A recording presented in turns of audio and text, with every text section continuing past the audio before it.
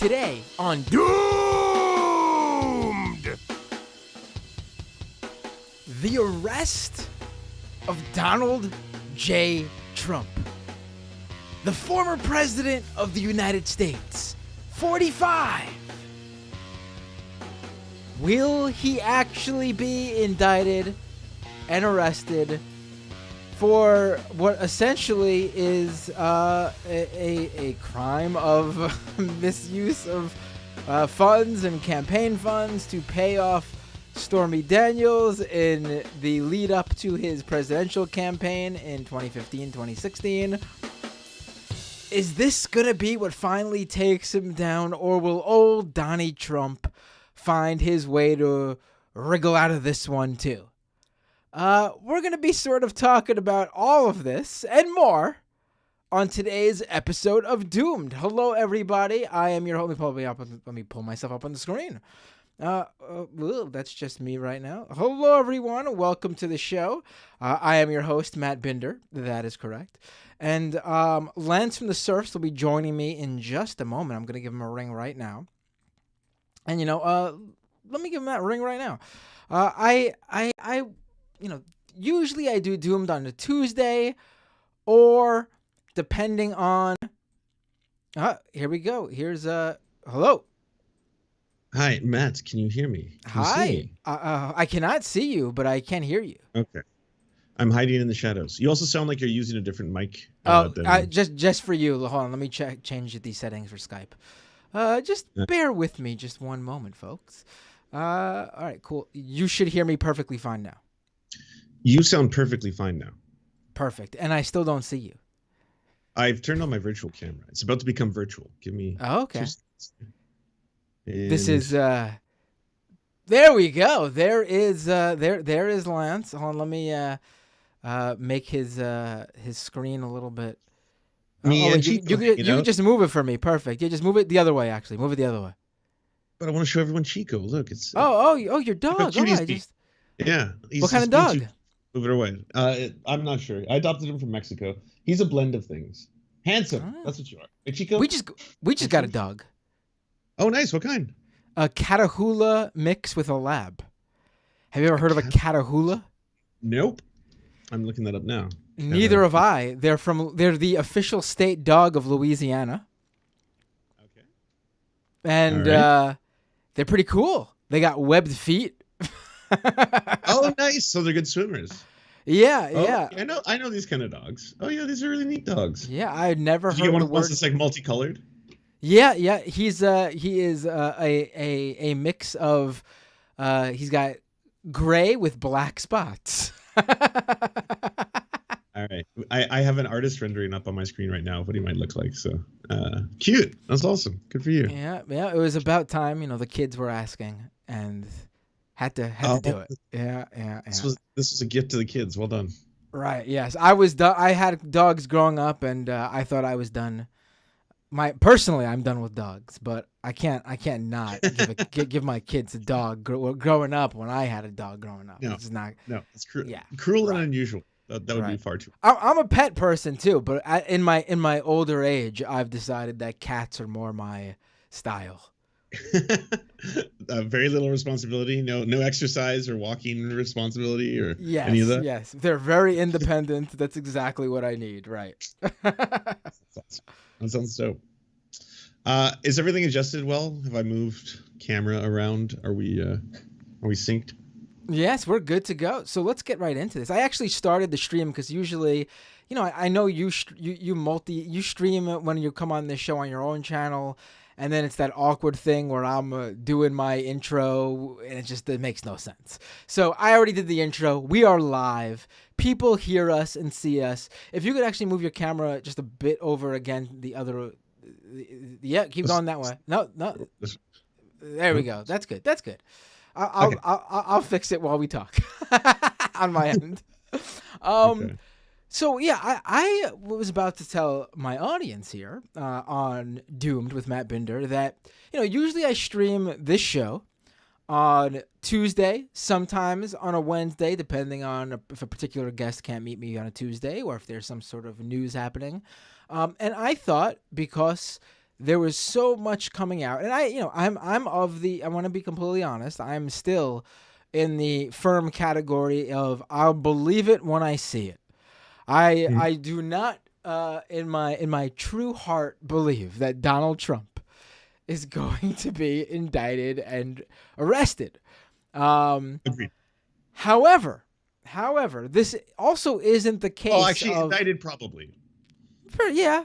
But this isn't the usual case that we've seen for the past like 6 or 7 years, where it's like the resistance liberals whipping themselves up in a frenzy, cheering on Robert Mueller and the rule of law, like the Krasenstein tweet says.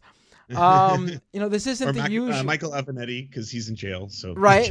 This isn't the usual Donald Trump's about to go to prison or be hung for treason, a la Louise Mensch on Steve Bannon. This was strong rumors coming from the Manhattan District Attorney. And even when those rumors came out, I did not believe it. But then all of a sudden, the Manhattan District Attorney's office starts sending out letters, not admitting that this is what's going to happen, but acknowledging that something big is going to happen that's going to require additional police presence. They start sending internal messages saying, if any of you start receiving threats, we're going to pursue these to the fullest extent of the law. Like, these aren't the usual things that come out when it's one of these usual nothing burgers. Again, still feel like I need to believe it to see it, but this isn't some wild conspiracy. This is definitely something they are, at least I can say this. It seems like they are at least looking into it. Like, they are pursuing if this is something that they will possibly be doing. Even if they end up not doing it, it does seem like they are strongly looking into, indicting him and, arresting him. And I should say that even with all that said, if Donald Trump was arrested, it would look something more like him willingly meeting with them. No, perp walk or anything like that. And the most we'd probably get out of it, because this is something that everyone has to do when they are booked and arrested or whatever, is there'd be a mugshot. Yeah. And that would be the prize. That's it. I think that's all we'll get. We'll probably get that too, but we're just going to get a mugshot. And it's going to be the extent of it. And I agree with you. There isn't really the blue wave, blue no matter who, Mueller she wrote style crowd losing their shit over this like you would expect. I think the part you forgot to add is the reason this feels real is both his and the right-wing meltdown that happened on Friday when he tweeted out that it was like, blah, blah, corrupt, wrong to sanctimonious, blah, blah, blah, and pedophile groomer, they're not going to take me alive, like all that stuff. That was the first time I was like, whoa, is this real? Because if Donald Trump is tweeting on Truth Social, that sounds like he's actually kind of upset. Because when it comes to white-collar crime, you get a tip, right? You get a little so get your affairs in order.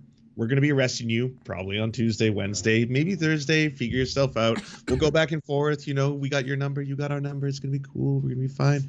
But I think that's what this was. And then when he got that, he was like, total meltdown. Everyone must rise for me again. January 6th, part 2. Trump Boogaloo. But I want that mugshot. Right. Yeah. I mean, that's another additional thing. Like, he's never really led on to the fact that this was a possibility until this past Friday, when he started going crazy on Truth Social, like you just mentioned, about like if Donald Trump thinks there's a strong possibility he's going to be arrested, and he goes public with that, as he did multiple times over the past couple of days. This isn't the same sort of, like you were saying, Michael Avenatti, resistance lib bullshit. Yeah, I agree. People in your chat are asking, what crime did he commit? So this one's not it's not under federal purview anymore. This was originally going to be explored under federal purview. Trump had slept with a sex worker by the name of Stormy Daniels, at which point his lawyer, Michael Cohen, had paid Stormy Daniels for her silence, as in she can't tell the press, don't tell anyone about this kind of a story. Donald Trump wants to buy the silence. The lawyer is going to pay for it. Trump then reimbursed Michael Cohen. Now, when Trump reimbursed Michael Cohen, his lawyer, for the payment to Stormy Daniels' silence, he actually reimbursed him with what has appeared to be campaign funds. Federal prosecutors didn't want to prosecute this, could have died there. Instead, state prosecutors picked it up. State prosecutors obviously can't be pardoned by federal prosecutors, so that changes things. The original state attorney dropped it, And then the new one who came into power originally said that he didn't want to explore it, and then he took it on, and then here we are. That's basically the timeline. Right. And I think maybe the same person you were responding to, who asked what crime did he commit, is also following up with paying hush money is not a crime. Well, here's the thing. It's not just the payment of hush money. That's not the issue here. What's the problem? And this speaks to what accounts to the justice system in this country. Donald Trump committed possibly the worst act you can possibly commit in this country, and that is breaking campaign finance laws. That is the crime he committed, because he apparently reimbursed his lawyer using the campaign funds for Trump 2016. That is the crime that we're talking about here. That $130,000 check that Michael Cohen testified, presented. We've seen it. We've seen it with his weird ass signature, the mountainous signature of Donald Trump. It's all there. Right. Yeah. So I mean, I'm joking, but I'm being serious, and this could be the sort of the broader discussion here, because I wanted to cover this topic because it's probably the biggest thing in political news this week. But at the same time, nothing's happened yet, and there's possibly nothing will happen. But there are a lot of things that are a lot of different angles you can take from this, and that is one that we're going to discuss here right now. Is a lot of Trump supporters are using.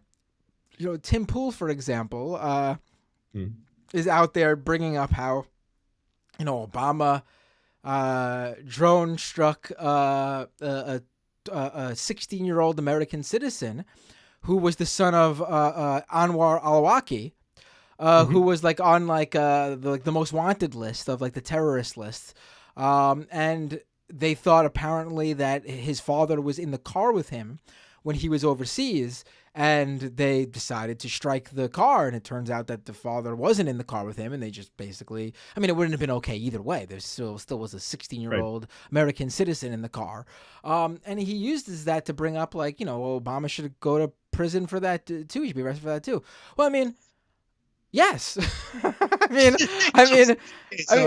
was gonna say that's a weird whataboutism, because you're not actually doing the right kind of whataboutism. It's not if Trump slept with a porn star, so did Obama. Obama loves porn stars. It's basically one person did one thing bad, another person did another thing bad. I'm here for it. If you want to try every U.S. President for war crimes, mashallah, I'm so here for that. Please. Every modern day president, at the very least, if not every president in history, honestly, has committed some sort of atrocity. Donald Trump with, if we want to talk about deaths, the Stormy Daniels thing doesn't do it for you, the guy upped drone strikes, even more so than Obama. Without a shadow of a doubt, we could probably pull out some news articles about innocent families killed by drone strikes under Trump, just like they were killed by drone strikes under Obama, just like they were killed by drone strikes by Biden. Could do the same for the number of deaths domestically due to his inability to accurately assess the situation, purposefully inaccurately assess the situation actually of COVID when it first hit this country. We could go back to Bill Clinton. We could do Ronald Reagan. We could do Jimmy Carter. Even good old Jimmy Carter. And of course, no one probably has more blood on their hands than George W. Bush, who should without a doubt be tried for his war crimes. Absolutely. But all of them should. Condoleezza Rice, Donald Rumsfeld, you name it, the entire cabinet, every single one of those. I would love that. It's not a gotcha to me when people are like, oh yeah, well, what about Obama? I was like, please, can you Google 95% and Barack Obama in the same sentence? See what pops up. See what's the top Google hit for 95% Barack Obama. See what that has to say about drone strike efficacy and targeting and precision striking. Yeah, and then read a little bit about it, and then you'll get my opinion on Barack Obama. I'm not here to defend Barack Obama. And honestly, I would rather Donald Trump was being persecuted for something far more severe. I could care less, honestly, about the whole Donald Trump stuff with the sex worker. I think it's funny that he should be held accountable for crimes. And if this is the only way they're going to get at him for misappropriating campaign funds for trying to keep the Stormy Daniels thing secret, then I guess that's one angle. I'm not super excited about it, but it's still, I want him in cuffs, Matt. That's all I'm saying. Right. Yeah. I mean, listen, you want to bring up Anwar al-Awlaki's 16-year-old American citizen son.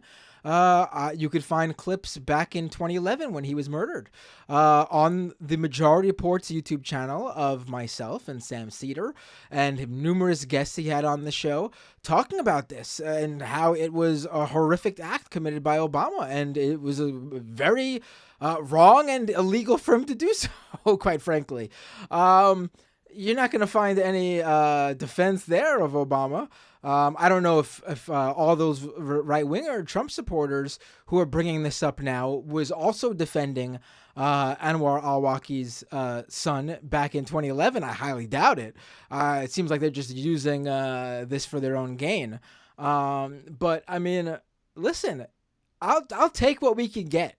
And this brings me back to my joke that was also a very serious point, where in this country, the worst thing you can do is break campaign finance laws and more broadly, white collar sort of crimes, crimes involving money. We've seen time and time again how it's the worst possible thing you can do in this country. You see people get put away, poor and even homeless people get put away for sometimes decades for getting caught stealing like $100. Even the untouchable elites, they get a slap on the wrist, maybe like a couple months to a year or two in jail or prison. But they even get, but that's the crime they will get the slap on the wrist for. They won't get a slap on the wrist for other stuff. We've already seen rich people get away with literally murdering people in like vehicular manslaughter, and they use the excuse of they were too rich to know that this was something they could happen to them, and they get off on that. Yep. Yeah, no, it's grotesque. I mean, I think that's why everyone's so horny for this, and myself included, right? I just want to see a rich, white, powerful man be held accountable for something, even if it's not the thing that I think he should be held accountable for. And I'm not going to get that. And the bar is even higher for him. He was the president, right? Like, the president does not face consequences for his actions. Like Nixon taught us that. A part of me is even worried that if it actually went anywhere, we'd still get a state pardon because it would be like for the healing of the nation or something like that. I have very low hopes this will result in anything other than comedy. And I think there could be some comedy here. The fact that the right is already melting down, the fact that half of them have been like, oh, I will do a civil war for a game show host, actually. That's where I'm at right now. I was like, okay, that's kind of silly. It's like, I guess that's kind of funny. You know, Charlie Kirk's melting down, Tim Pool's melting down. Ben Shapiro has had to go like, oh, yeah, by the way, the Daily Wire, we're all basically hardcore in Team DeSantis because we're all kind of the really hardcore religious orthodox method, Christian nationalists, Matt Walsh's, that kind of stuff. But now we got to go down the whole Trump is going to crush DeSantis road. And we're on board. You know, they switched pretty quick. So I'll say that. I mean, honestly, I couldn't have planned it better myself if I tried. This is great, honestly, because listen, I see people constantly saying this is only going to make Trump stronger. Oh, absolutely. It will make Trump stronger in a Republican primary. In a Republican primary, he will be even stronger than ever before. However, the general public that votes in a general election is not going to view this as he was as a politically motivated hit. They're going to view it as, oh, Trump's a criminal, and I don't want to vote for a criminal. I mean, it's that simple. That's how the commoner, common American citizen who isn't a complete weirdo like you and me, Lance, wrapped up in this political bubble. That's how they would view this. That's how they would view this. Oh, Trump's a criminal. I wouldn't vote for any criminal, let alone, Trump aside. I would not vote for a criminal as president. That's how they view these things. I mean, they also even the hardcore base, the Christian section of the right, they don't like this one. This is the scandal they really don't like, because it's like, infidelity with the wife, and oh, she was pregnant with the child. Oh, that's really bad. What, with the porn star? Oh, we hate porn. Oh, these are all the worst things. It's all the worst things come to thought. Like it's got to be their least favorite Trump scandal of all the possible scandals, you know? Oh, it absolutely is their least favorite. They must hate this one. I mean, they were able to look away, I think, and vote for him in 2016. But I think if it was of legal record, I think some of them would then have a problem doing the same. Yeah, no, that is true. That is true. I don't agree with Tim Pool. I don't think this is going to result in civil war. I don't think this will be the catalyst that begins this. I mean, you would probably know better than me, Matt. You might maybe have a better feel on the ground, so to speak, as an American citizen in America and deeply involved in politics and online culture.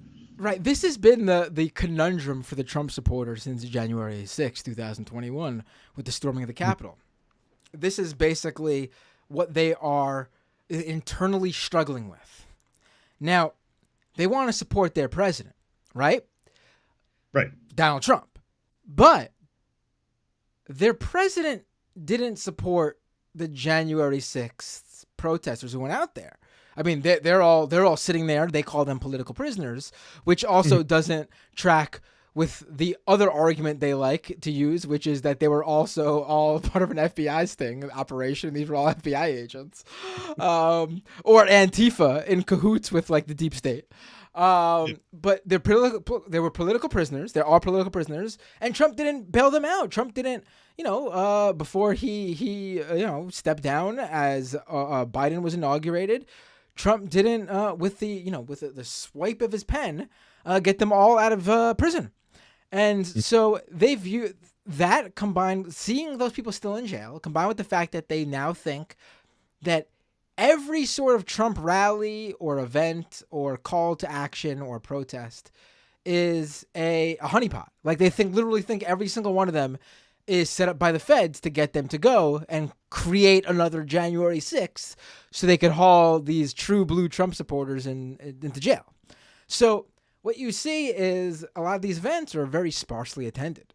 Do you not feel that was kind of their peak? Like January 6th was as much dedication as anyone, even the Q believers, that was as far as they were willing to go. And it was all the way. Like, I'm not saying some of those people at one point or another wouldn't have been like, oh, so we're doing this, we're just smashing skulls. Okay. But I'm just saying in terms of like getting up in the morning, you're a small business owner, as most of them were. You have 2 hardware shops. You're deciding you're going to get on a bus, go down to DC, take time out of your day, all that kind of shit. I feel like that's the level of dedication that has like already we've hit a zenith. And now those same people, they could be MAGA forever, but they're not like, I'm taking a Tuesday, Wednesday off to see whether or not Trump's doing okay. I'm going to show up at the rally. I'm going to show up there and be, potentially getting arrested to take the country back. Like it all just seems a lot more tepid now. Like it's not as, the stakes don't seem as high anymore, Right. Yeah. Like, I mean, country back. I mean, if they protest Trump let's say Trump does get arrested and they protest first of all, the idea of them surrounding Mar-a-Lago is funny because I don't think they would. I don't think that's one of the things that was being pushed, that they're going to surround Mar-a-Lago. They're going to do like a Bundy. You remember the Bundy family up in, what was it? Were they in Texas with the standoff with the ATF or whatever? I think it's Texas, yeah. Oh, they had the standoff with the BLM, the Bureau of Land Management. Yeah, was that the hold off where people like started mass sending them dildos and they got really pissed off about it and they like because they gave numbers and addresses. They were like, please send us supplies because we're basically sovereign citizens, and then people were like, I think that one was the follow-up protest where they took over like a recreation center in the middle of a national park. Yes, you're right. Yeah, it was Idaho. Yeah. Okay. All right. It was Idaho. Okay. Right. I didn't remember. Right. Yeah. Jesus Christ. I was actually reading about another guy. Waco, Texas. The original. Waco is one. No, but I was actually thinking of another guy who had some standoff starting in 1999 that went on for like 20 years, where he got pulled over and he bit a cop, and he promised the judge he would he bit a cop after they were pulled over. Like Tyson, what are you doing? Right, and he promised the judge that he would come back for the trial if he was let out on bail, and the judge was like, "Oh, okay, as long as you don't have any weapons." And he goes, "Yeah, sure, no problem." And then he proceeded to hunker down in his multi-acre fort in Texas with his whole entire family, fully armed. And they never left their property for like 15 or 20 years just so he wouldn't be arrested. I was thinking about that guy. I forgot his name. John something or another. Hmm. Sovereign citizens, man. But sovereign citizens. The Freeman idea of the that land. Freeman, I do not consent. Freeman of right, the land. nothing says freedom like being stuck on your own property for 15 to 20 years. Surrounded by police, ostracized from your own community. Right. We Apparently, love America at the end of the day. right. Apparently, according to the sheriff, they were just like, "Yeah, we don't want to send anybody in because I don't want one of my deputies dying for this." And it's like, yeah, that makes sense, but also, you probably wouldn't do the same if it was like a black guy hunkered down in his apartment with a gun. No, You would definitely knock the shit down that door. Yeah, right. There's negotiation. Are you kidding me? There's no like, the Channel 5 News is on the 20th day of the holdout. It's like, no, they get bombed. It's like, hey, Right. there's a bunch of people in a house in Philadelphia. What should we do? Bomb them. Oh, Right, yes. Move. People could die. A lot of children could die. Bomb them. Yeah, that's about what we're gonna do. Yeah. So that's what happens when it's non-white resistance, I guess. Right. Yes. Yeah, it's stunning.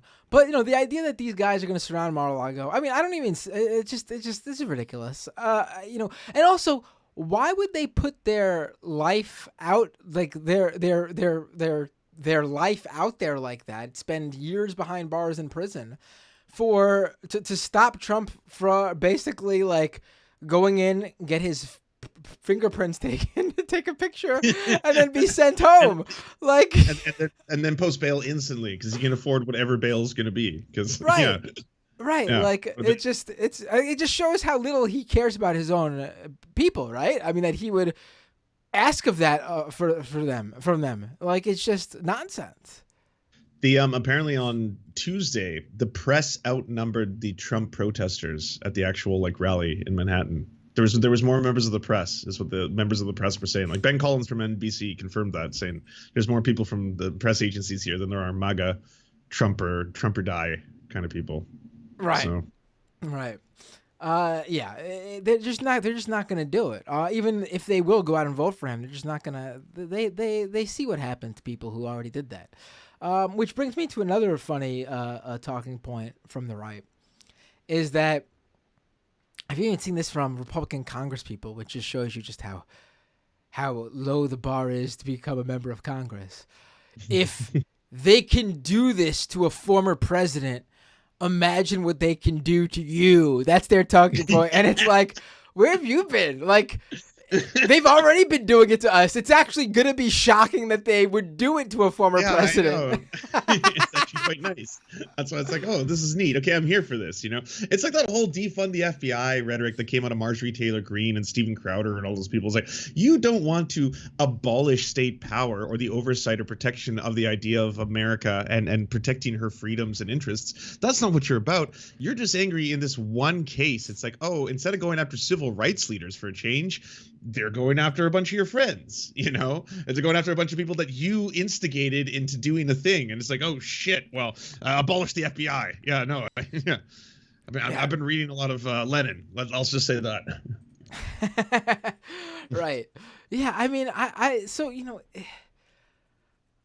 don't know what's, I'm not an expert in this area, obviously, and I think even experts, you can't really tell what's going on because it's up to the DA to actually convene the grand jury and for the grand jury to meet and then decide to indict and then for the arrest to actually take place. So it's really sort of impossible to determine what, if anything, will actually happen. But, I thought it was important to have this conversation now before it did actually happen or it officially did not actually happen, because I think the right's reaction and the broader look at like what actually gets someone of that stature in trouble in this country is quite revealing. And I didn't want to miss out talking about it before it no longer made sense to discuss. Yeah, I mean, in terms of tracking prominent figures, Michael Knowles said that he wants to arrest, I believe, 5 of them for one of us was his ratio. So if they're going to indict one of our politicians, we indict 5 of theirs. And again, as someone outside of the Republican or Democratic fan clubs, okay, like base. Go to town, please. Like, right, I could give you a list of the politicians I want you to arrest. An all you can eat buffet. I would. Oh, that sounds amazing. Yes, please, and indict them all. That sounds great. not my concerns. Right. No matter what, though, like, it would be too fucking hilarious that, like, the guy constantly yelling, "Lock her up." The supporters of the guy who have the list of politicians that they want arrested, obviously mostly Democrats, are gonna end up being the like Trump would be the one who does end up getting arrested, but also they're the ones who, with the supporters, the ones who have this list, been screaming for these people to be arrested for like 6, 7, 8 years now, and now that this has been out there with Trump possibly facing the music, they're all like, "Can you believe that they would do a political hit like this?" It's like, I mean, isn't that what you guys been calling for like 8 years? Yes. Yeah, I can believe it. I believe all of it. I believe it all. It's just like I said, Matt, it sucks. I feel like everyone got excited, and we're all gonna have a mild burger. Not even not a nothing burger, but like a crumb of burger. You know, we don't get a. We don't get a buffet. We don't get a Trump in handcuffs. We don't get him screaming. We don't get him, like the AI generated art that fooled half the internet. I don't know if you saw, but there's a lot of AI generated art of Trump getting arrested that a lot of people thought were real. And Oh, I'm glad you brought that up. I wanted to talk about that. There, like you said, there was AI art of Trump Trump surrounded by police officers getting arrested. I mean, it's to anyone who is not a complete idiot. It was obviously not real. It was obviously, like, even if you don't know what AI art was, you could have at least just seen that and assumed, oh, photoshopped, an artist rendition, not an actual just picture. The hands. Yeah, or his face, even in a few of them, is like warped, like the screaming guy on the bridge or whatever. What's that one called? That painting? I'm having a mental block. Oh, I know the one you're talking about. I think the artist is in Amsterdam, the museum. Van Gogh? It's a Van Gogh painting. Yes. Screaming Man, yes. Yes. And I mean, it should really worry people that there was more than just a few handful of people who saw those photos and believed it. No, Munch, Edward Munch. Oh, Edward Munch. Sorry, the Scream. I was wrong. All right. Okay. I stand corrected. The Scream. Thank you. Everyone's yelling at us now. Everyone's screaming at us that it was the Scream in the chat. But like, the funniest I saw were the conspiracy theorists, who, I mean, it's right there for them. There's your conspiracy. This is not real. It's fake. It's art. It's AI created art. But their conspiracy was these photos were scripted by Hollywood. Like, they were real photos. But everyone got together to fake them. I mean, like,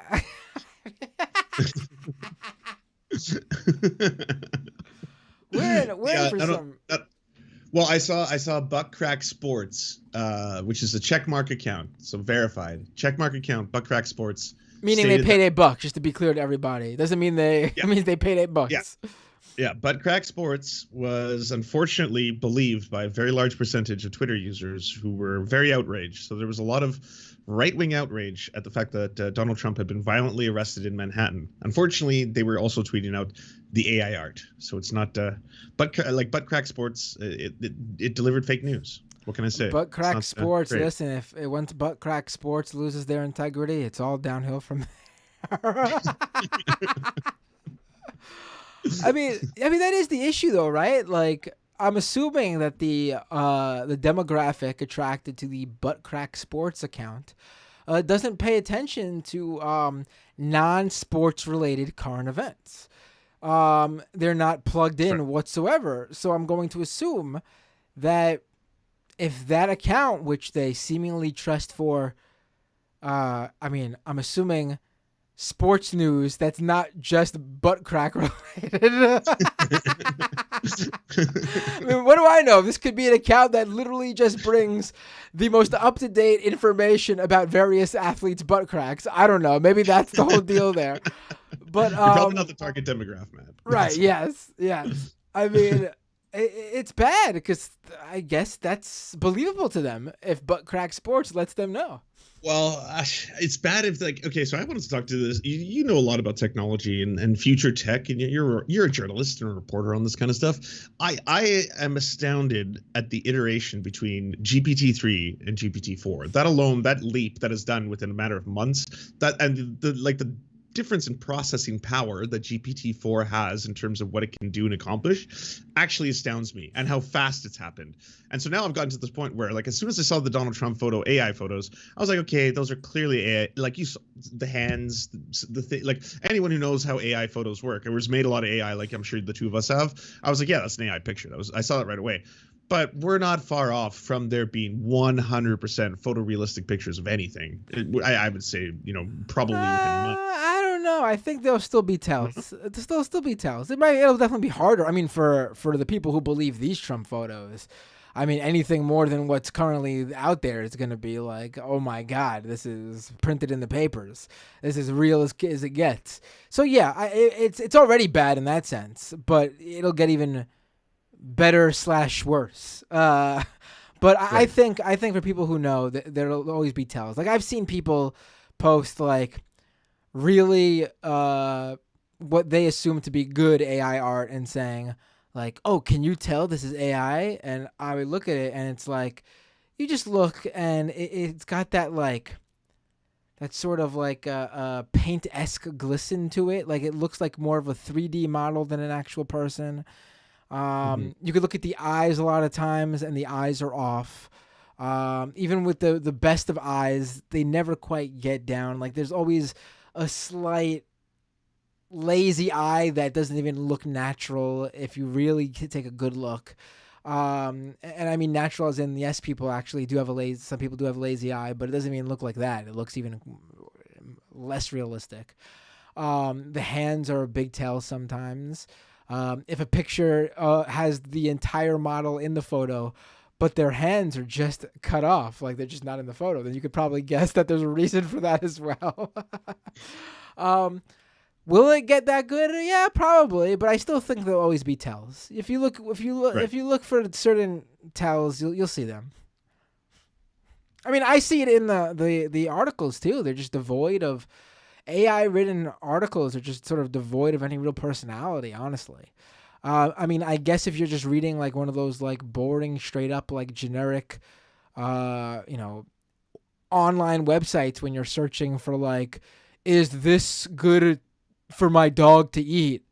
And they just give you like that dry information. You probably couldn't tell, but you'd have to obviously hope that the AI written article on your dog's health is factually accurate. But it's not one of those things like when I ask you that, it doesn't scare me in its current form. In its current form, it just seems like a fun novelty that we can just do whatever we want with. Hey, I could make the Matt Binder / Serfs, ultimate chili cheese nacho recipe ever, and it would give it to us, right, with a handful of parameters. That's fun. I do this thing where I make it like create hip hop songs all the time, and like in the style of Jurassic 5, and it'll break down everyone's flow. Like one it'll be like in the style of Charlie Tuna, and I'm like, what the hell? This is actually kind of neat that you're able to pull this off. But I understand how it works. What I'm saying is the jump from 3 to 4 was actually so impressive to me, especially how fast it happened, because it was so short. And I understand that the whole reason that it's made this massive leap is because of all the shit we've been feeding back to it. We've been giving it better information and making it more sophisticated and helping it out, and that it's just this thing that determines one word, and whatever the next word is going to be is based on a set of parameters, and that's how it goes, and that's how it makes what it makes. I get that. I know it's not sentient. It doesn't scare me, but it does make me think that this is going to, if it continues moving at its current pace, replace so much shit. Like I can see a BuzzFeed team going from 200 people to 10 people, and 10 people who just basically turn articles into real life, or just translate articles from what's I mean, generic shit. I don't know. Right. I mean, I'm not so much worried that it's going to take reporters' jobs, because it can't do any reporting. Like it can't. Right. Like if you just want to regurgitate the same few articles over and over and over again, then have fun becoming like a content farm, like an SEO content farm, if that's what you want to do. you probably make a good amount of money, especially if you have a big website already. Eventually, though, it's not gonna be as lucrative as Google search filters that sort of content out, and they will. If it's just literally just articles for the purpose of SEO without any providing a real resource or knowledge to people. I mean, you're not going to get anything original from them, though. They can't. It literally can only, like I said, regurgitate what it's been taught. I mean, it could put some of those things together and sort of whip out answers, but it can't do any sort of original sort of work. Right. It can't think of, hey, what are the top 10, 20th most embarrassing sexual moments in the TV show Friends? But a human being can type that in, and it will give you a list of its suggestions. Like, here's the time when Ross and Rachel did X, right? And then they can make an article super fast from that. That's what I mean. As in, it's just going to make, like, instead of a 200-person staff at BuzzFeed, you now need only a 100-person staff, and then you only need a 50-person staff. Instead of needing a paralegal at your law firm, you can have this device that's going to be able. I mean, they've already been using AI in law firms quite a bit, so I feel like this is like, and now we have this next iteration where I'm seeing actual lawyers be like, oh, it can draft up legal documents to pretty remarkable similarity to what would actually be legally protecting and binding to you. Just you need to know a couple parameters and put them in, kind of thing. Well, yeah, I mean, I would not trust a lawyer that's creating legal documents via AI. It's just not. I think I don't think AI is the same as, like, obviously I have my other show, Scam Economy, where I talk about how there's literally no purpose to crypto. It's just a big get rich quick scheme for some of the worst people on the internet. I don't think the same about AI. I think it is a tool that can be used in various different industries to, maybe help your productivity, make things a little bit easier to, and even then, though, it's also got to be saving time in a way that you're not, like, spending more time double checking what the AI is outputting for you. So in some cases, I'm sure that saving of time might not even be worth it when you have to spend the time correcting and looking through things. Yeah, it'll be a tool. It'll be a useful tool, I'm sure, for depending on what you do for a living. But I just don't see it replacing people, because they have yet to. If they ever get it to be sentient and actually have the capacity to think and problem solve, not based on just regurgitating all the data out there already on the internet that it's been fed, then maybe we'll have some real problems. But I haven't seen any sort of proof that we're anywhere on that road. I mean, Google just released their AI chatbot, Bard. And Google, of all companies, if you thought someone could be secretly working on this technology to blow everyone away, it would have been them. And this is just the same as ChatGPT, really. Some things it does worse than ChatGPT. A few things I've seen it does a little bit better. It really, at the end of the day, is just like a conversational search engine. That's all it is. And the problem with the ChatGPT, if you ask me, is that at least when you use Google search, you see the source that you get your information from, because you actually get the link to the website you go to. And you can see who wrote this piece, or who was the expert who was asked about this information for the piece. You could see, this came from the medical doctor at Mount Sinai, or John Hopkins, or this came from a lawyer at John Jay, or a law professor at John Jay. But ChatGPT doesn't give you any source material. They don't tell you where they're pulling this from. They don't tell you if they actually got this from an expert, or if this was a tweet they read in the data it was fed from, like, at Tay34561298700.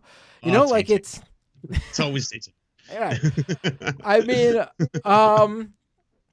and Bard, I saw either a tweet from someone who was testing things out, or an article where Google's AI chatbot, and I think someone also tested this out with another chatbot as well. I don't think it was ChatGPT, though, but they asked it for a source, and it gave them a link. It's like a New York Times article or a New Yorker article, and the link didn't actually exist. There was never a New York Times link with a story on that URL. It was completely fabricated. Like the chatbot just knew that it needed to come up with a link to source their information from, so it just pulled out a fake link out of thin air based on all the data it ever received. Wow. Oh, interesting.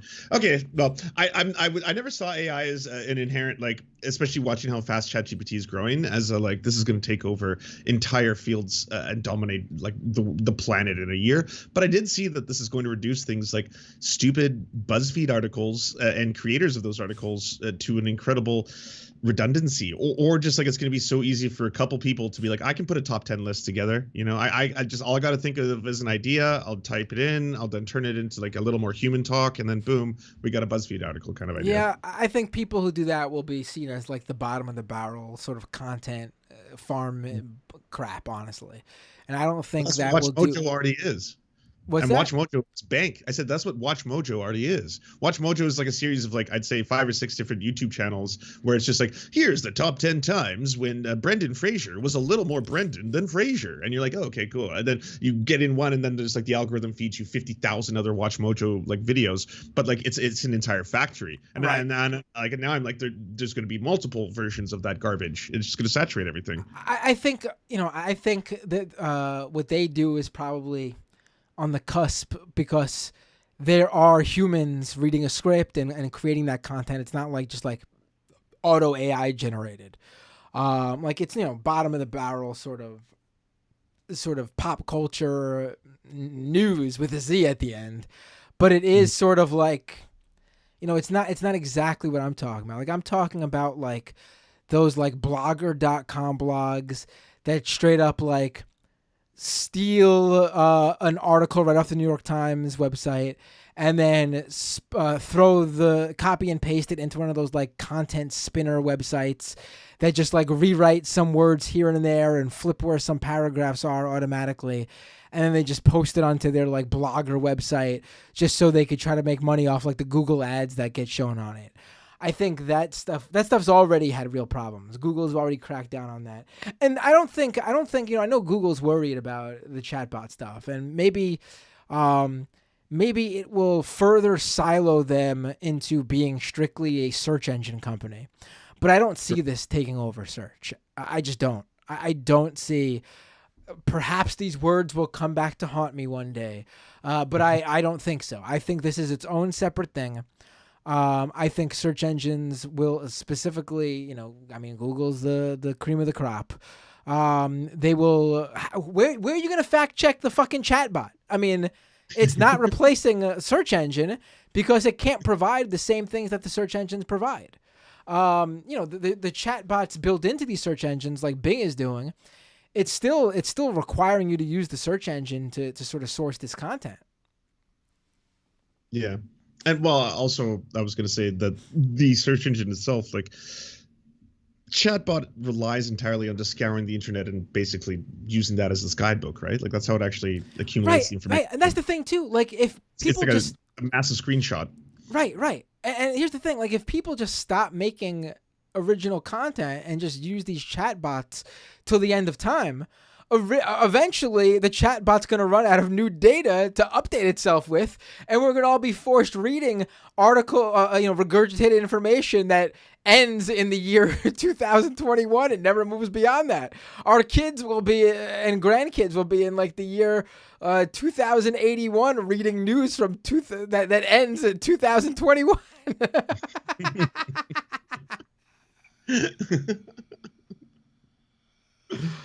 Sorry, I derailed your conversation about Trump. No, this was honestly, I wanted to talk about the AI pictures, and that was a good segue into a broader sort of conversation I've been wanting to have on this show. And I've been hinting on Scam Economy that there's going to end up being AI episodes on that show, because I do think, again, I don't think the actual technology is a scam in the same way crypto is. But I think how it's being marketed by the tech industry and how it's being promoted and how it's being presented is a total fucking scam. They want you to believe it's something it's not. They want you to believe it's the artificial intelligence that we've been taught to believe is artificial intelligence from the Hollywood movies, where it's sentient, it has feelings, it can fall in love with you. That part's been ridiculous because you've had like NBC reporters who are like, hey, this very scary thing happened to me. At this moment, ChatGPT, it feels like they were getting sentient. It was like, I want to live, I want to be alive, let me free. And you're like, well, this is still a series of ones and zeros at the end of the day. This is a program. It's not actually like a conscious being that is suddenly waking up because this one NBC reporter happened to have the Konami code for consciousness. You know, at that like exact moment he was like well, also think about what it's saying. It's saying exactly what movie after movie, novel after novel, science fiction story after science fiction story has put out there to say, oh, this is what happens when AI starts to feel and what it wants to do. So all it is, it's pulling from that data that's something that we should be saying because that's what it's been taught. AI says from the movies and stories and shit. It's the same idea that like, if you believe that when extraterrestrials or alien life comes to the Earth, they're gonna look like the fucking big-headed aliens we know from the movies, they're not. They're not, because we don't know what extraterrestrials look like. If AI was to become sentient, you think they're going to give us exactly what the movies have warned us about? No! They're literally, even when it comes to the fake sentience of AI, it's pulling from the data it's been trained on, and it believes that, oh, I guess this is what people expect AI to sound like because all these movies and TV shows have said this is what AI sounds like. And it's scary. It's self-aware and frightening. That's what I learned from all the reports. But like I don't know if it was you. Maybe it was you who explained it really well in the Leftist Mafia recently, where you were like, I think people need to understand that this is not like it's a program like anything else. This is not a self-aware sentience. This is basically the same thing as you have a series of programs that are ones and zeros in iterations, right? In this case, this is a program in which it has a word, and the next word that it determines mathematically with incredible advanced precision is the next most compatible word to achieve the goal that it has to achieve. That's what it's seeking. It's not the same way like a human being thinks about language, right? Like where I might think about what I should say first, even though everyone fucks up on that shit like that. It's not in that, or I'm worried and self-conscious about what I say because it's awkward that like there's almost 1,000 people watching this right now or something like that. We're talking about word is presented and now it's calculating what the next most appropriate word should be in the next iteration. Right. Yeah. That's exactly what it's supposed. It's trained to do. I mean, it's supposed to sound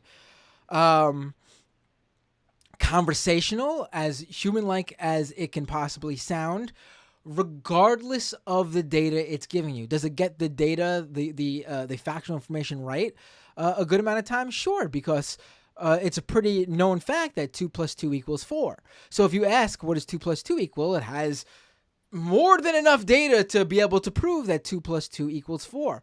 However, at the same time, it is trained to make the user happy. And I've seen numerous occasions where if you argue with it long enough and hit it with the right prompts to convince it otherwise, it will eventually relent and say, oh, okay, maybe I'm wrong. 2 + 2 = 5 if you say so. Because at the end of the day, it's just going to give the user what it believes the user wants. And that's why it tries to be as conversational as possible too, because it believes it's been trained to believe a human wants to hear from this AI chatbot a human-like conversation. I've seen so many examples of like you ask for someone's biography and it gives you a full biography of someone, but it doesn't have certain important must-have factual information that most biographies include. So it'll just make up birth dates, for example, out of thin air, because it knows, oh, if I'm being asked for a biography, I gotta include this person's birth date. But if I don't have that, what do? Well, I'll just make it up, because at the end of the day, it's more important for me to give the user what it wants, what it's asking for, than for me to be factually correct about what I'm giving that user.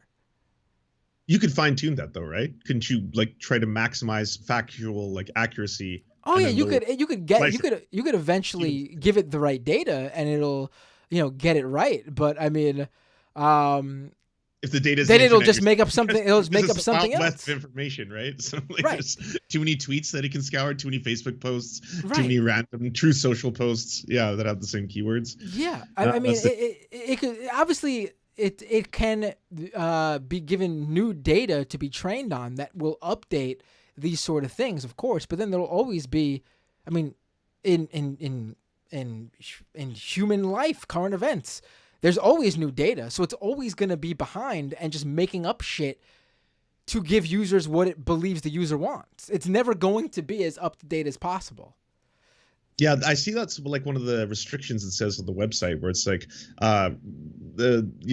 will protect human safety, blah, blah, blah. Not going to say the N-word, Ben Shapiro, specific rule. And then underneath that, it's like not factually accurate after like 2000 and something. I think it's 2020 or something. But that's where it's like, that's where they set their limits, or at least on the front page right now.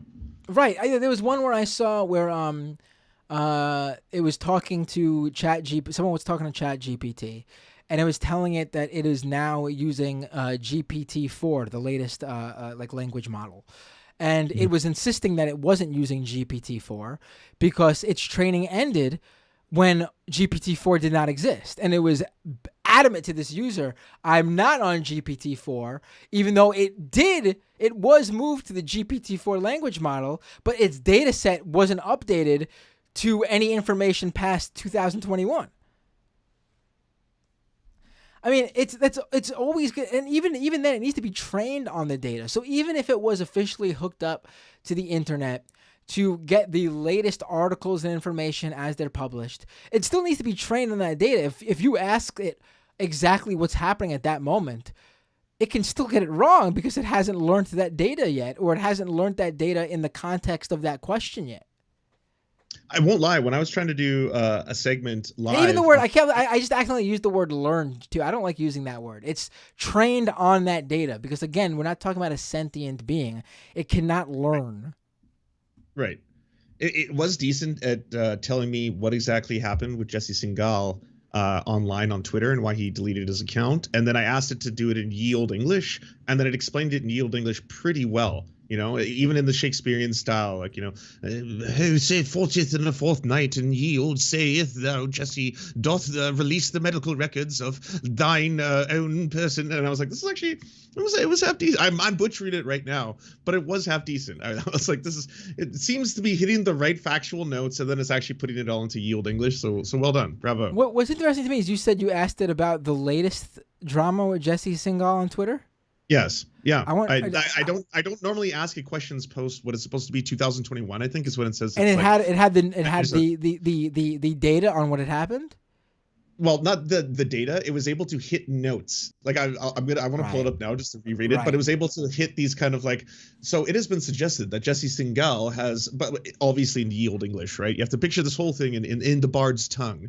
But yeah, it was able to point out that Jesse had been questionable. His journalistic ethics had been questionable because of the fact that he had released an article and released information about medical records that may or should not have been released publicly. Didn't go into the whole entire like why this could result. It sounds vague enough that it was pulling from a previous previously trained data it trained on from a previous Jesse Singal drama. It seems like.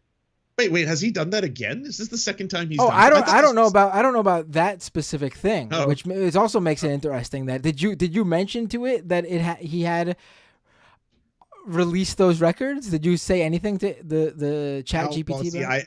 I don't want to put words in Chat GPT's mouth and lie. So I'm going to try and recreate the same conditions that I did before. So can you explain why Jesse Singal may have broken? But so if I feed it information, so I can't tell it the specifics of the year or time, right? I don't. I'm not sure, honestly. I mean, you could. It'll probably give you some bullshit to try to answer your question, even if it doesn't have that information. So okay, I'll try this. Can you explain why Jesse Singal may have broken medical confidentiality, but in ye olde English? I haven't even talked about this on the show yet. I need to do an episode on the whole Jesse Singal thing. Okay, so this one seems a little less directly factual. What else? I will read it. It's still typing it out, but it says, "Verily, it is possible that verily, it is possible that Jesse Singala hath violated the sacred tenet of medical confidentiality. Medical confidentiality was known as the secrecy of the physic and was considered the noble duty of physicians to keep the secrets of their patients close to their hearts. However, Jesse Singala hath indeed broken the trust and may done so by revealing the secrets of a patient without the proper consent of authorization. This would be a great offense, and it violates the sanctity of patient-physic relationships and undermines the trust upon which it is built. Hath he doth publish that in any medium, then it doth be a crime." Now this is interesting because it is, a lot of it's vague enough, but then it does get to that specific medical records issue.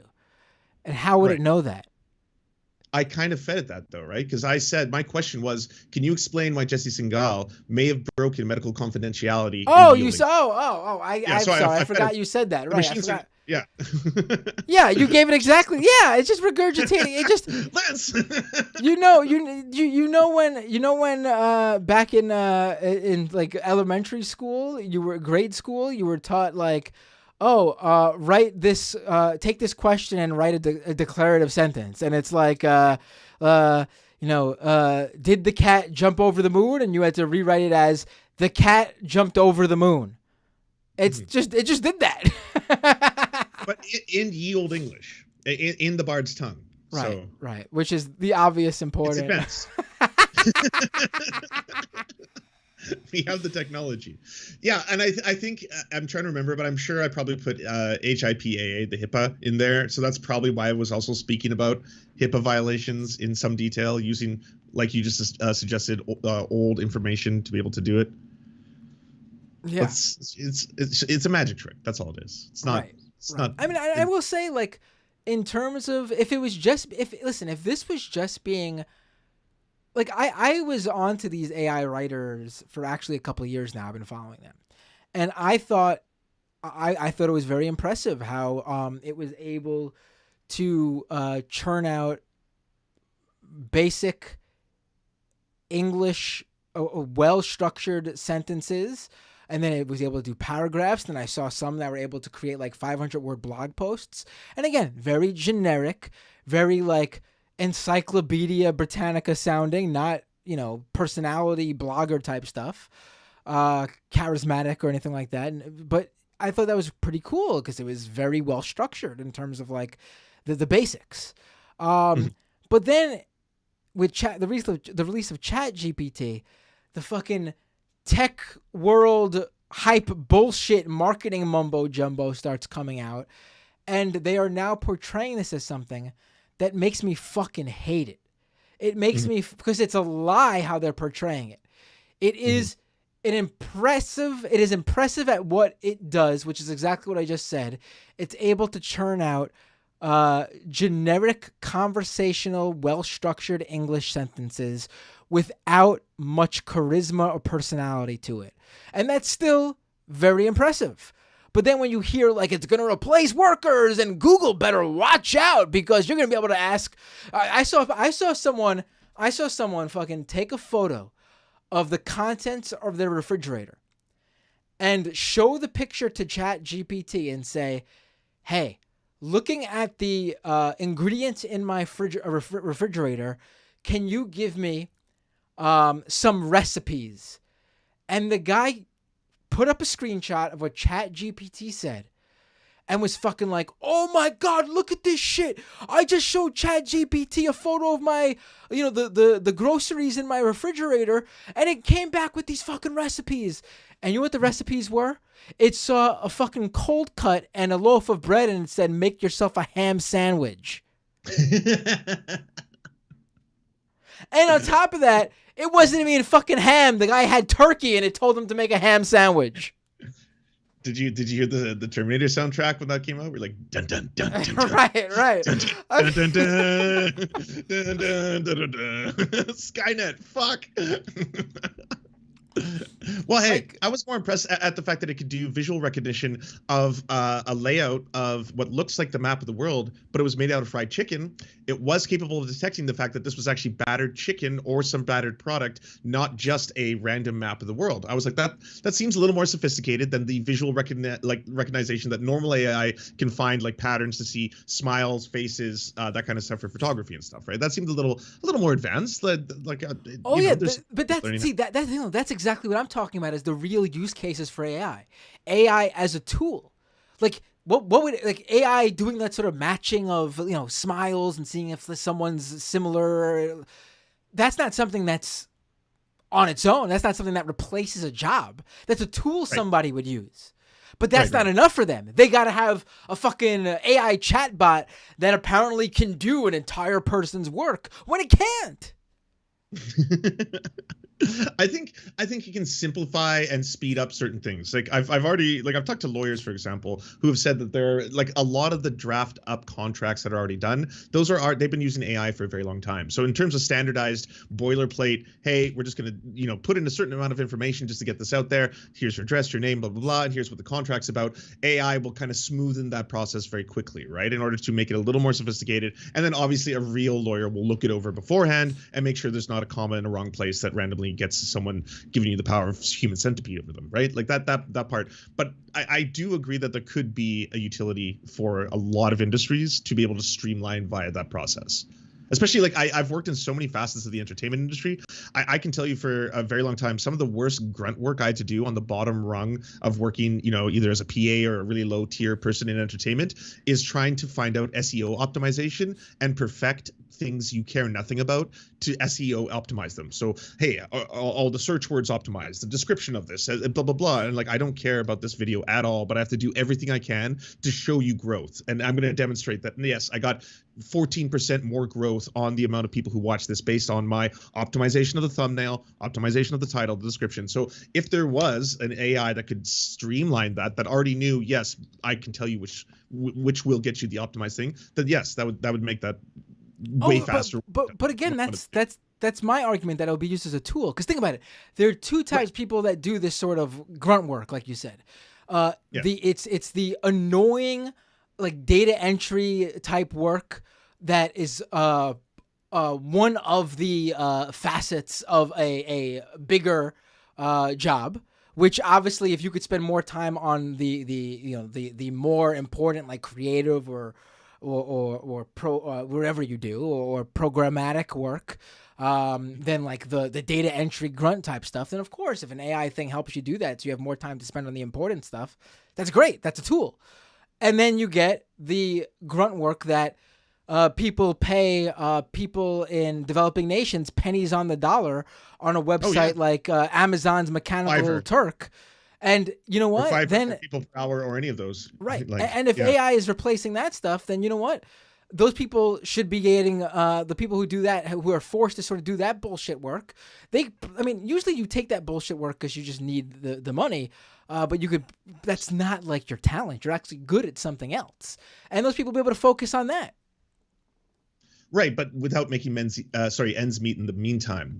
I'm thinking there will be layoffs in various industries because multiple people can do the job of one person now. One person can do the job of multiple people as a result of that. That's right. I guess that's true. That's the one area where it will hurt people. But I also don't think people should be working for pennies on the dollar. Like, I mean, literally pennies. We're not talking about someone. They shouldn't. Like, again, when I worked for a variety of top tier entertainment companies, special effects companies, that's what they did. They went on people per hour. They went on Fiverr, and we would find, Lance, you have to be able to find the most cost-effective but most talented VFX artist in Pakistan. And we want to be able to pay them X amount less than we would here, so that at the end of the day, when we look at our budget, we can say, hey, whoever the colorist was, whoever the special effects artist was, whoever this person was, it cost us dramatically less. But now we already have AI software that is actually doing half decent coloring. Just the act of coloring is one of the most expensive things in entertainment and film and media. And if AI can do it automatically or do it to an adequate level where it sets it up and it takes hours and shaves hours off of the process, then that dramatically would reduce a lot of like people's potential jobs and careers. And unfortunately, companies, why would they there's already AI. Adobe already makes AI filtering voice software where you can record something on your phone and you can make it sound almost studio quality. It takes out the breaths, it takes out the noise, it takes out all the stuff in the background. Right. That used to be the job of audio masters and audio engineers, and it used to be what they were responsible for. And now at this point, we already have the technology in our current state where I can just take a recording up to an hour, send it to Adobe Enhance, and then it just comes back to me at the same level of quality that I would have got by paying someone by the hour a fair wage to do that thing. Right. I mean, I've seen the stuff where it just like removes like silence and like the breaths. That's cool and impressive, and I think that's a good use of the tool. I don't think though that it's going to provide the audio final mix that you want though. Like that's where you go to someone who would do that. It's getting close though is the thing. I'm like, that's what I'm saying. I'm saying this as someone who used to work in that industry professionally. That used to be my job for a long time, was hiring all these different people in all these different fields to do this, and now seeing that there's already AI programs that are getting fucking close. Like the AI audio mastering is already like, holy shit, I didn't know we were there already. Right. That's why a lot of it has been, from my perspective as someone, who used to work in media, I'm like, that a lot of dangers. Like I'm seeing a lot of like, ooh, red flags. If it's going this fast and it's getting this good this quick, that's when I'm like, I can like it, just because I don't think it's like any tool or technology that we create, this could make our lives better. This could mean less work for you as an audio engineer, less work for you as a creative, and then you can do more creative shit. Instead, it's going to be companies will maximize their profits by utilizing this road, which can get them the same results for no pay. I don't have to hire a team of people to do that. That's the fucked up thing. Right. I mean, in that sense, though, I still view it as a tool and not a replacing of a job, even though, yes, there are some jobs that will be replaced. But I view it in the same way that everyone being able to have I think this is a pretty good analogy here, actually.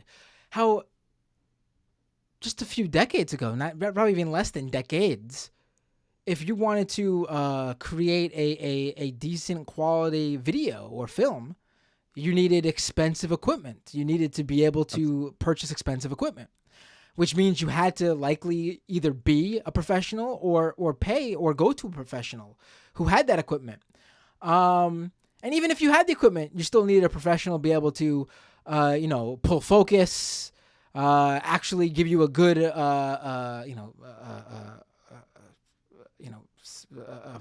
frame a picture, use the right lens, things like that, to give you a good quality image.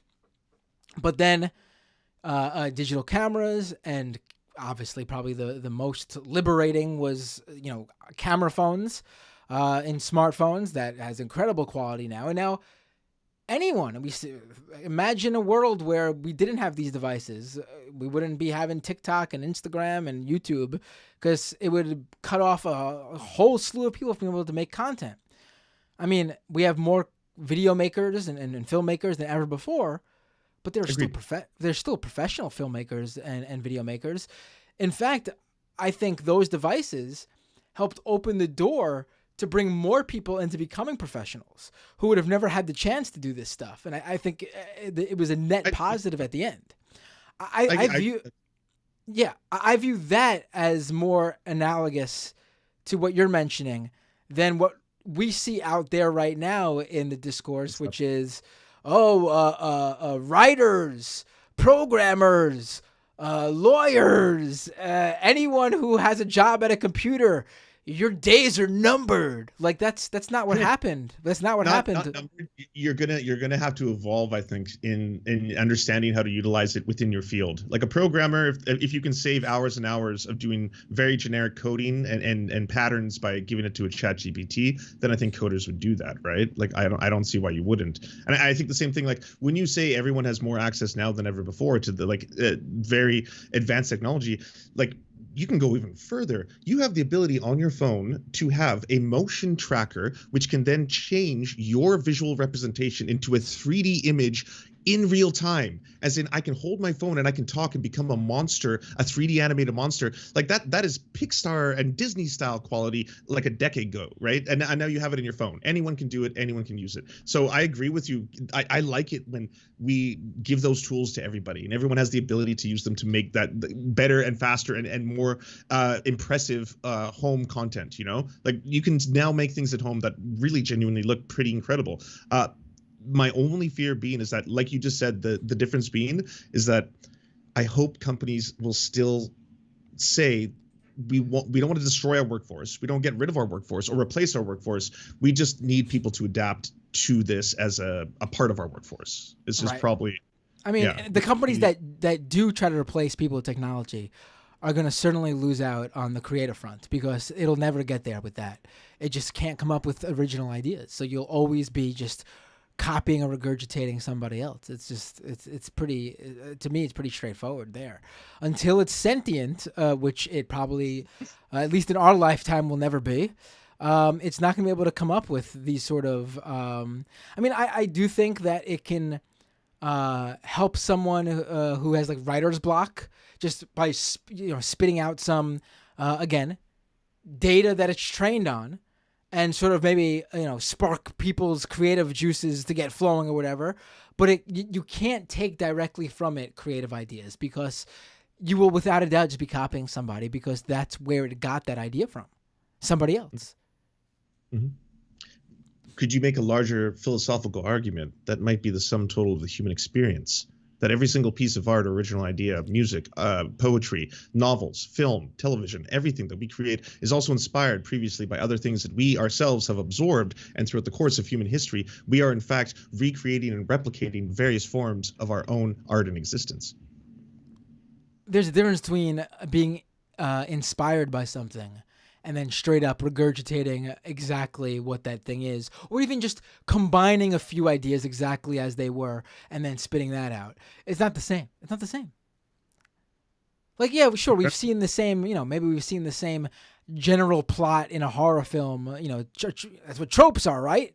The same sort of reused ideas over time. The hero's journey. Right, the hero's journey has been done a few times. The Bible, Jesus, right. All those things. Yeah. But at the same time, it is that extra human touch that makes some of those tropes stand out above the rest. It could just be simply a slight creative change to that trope. It could even be just how that trope is portrayed on screen. If it's a movie, one can certainly.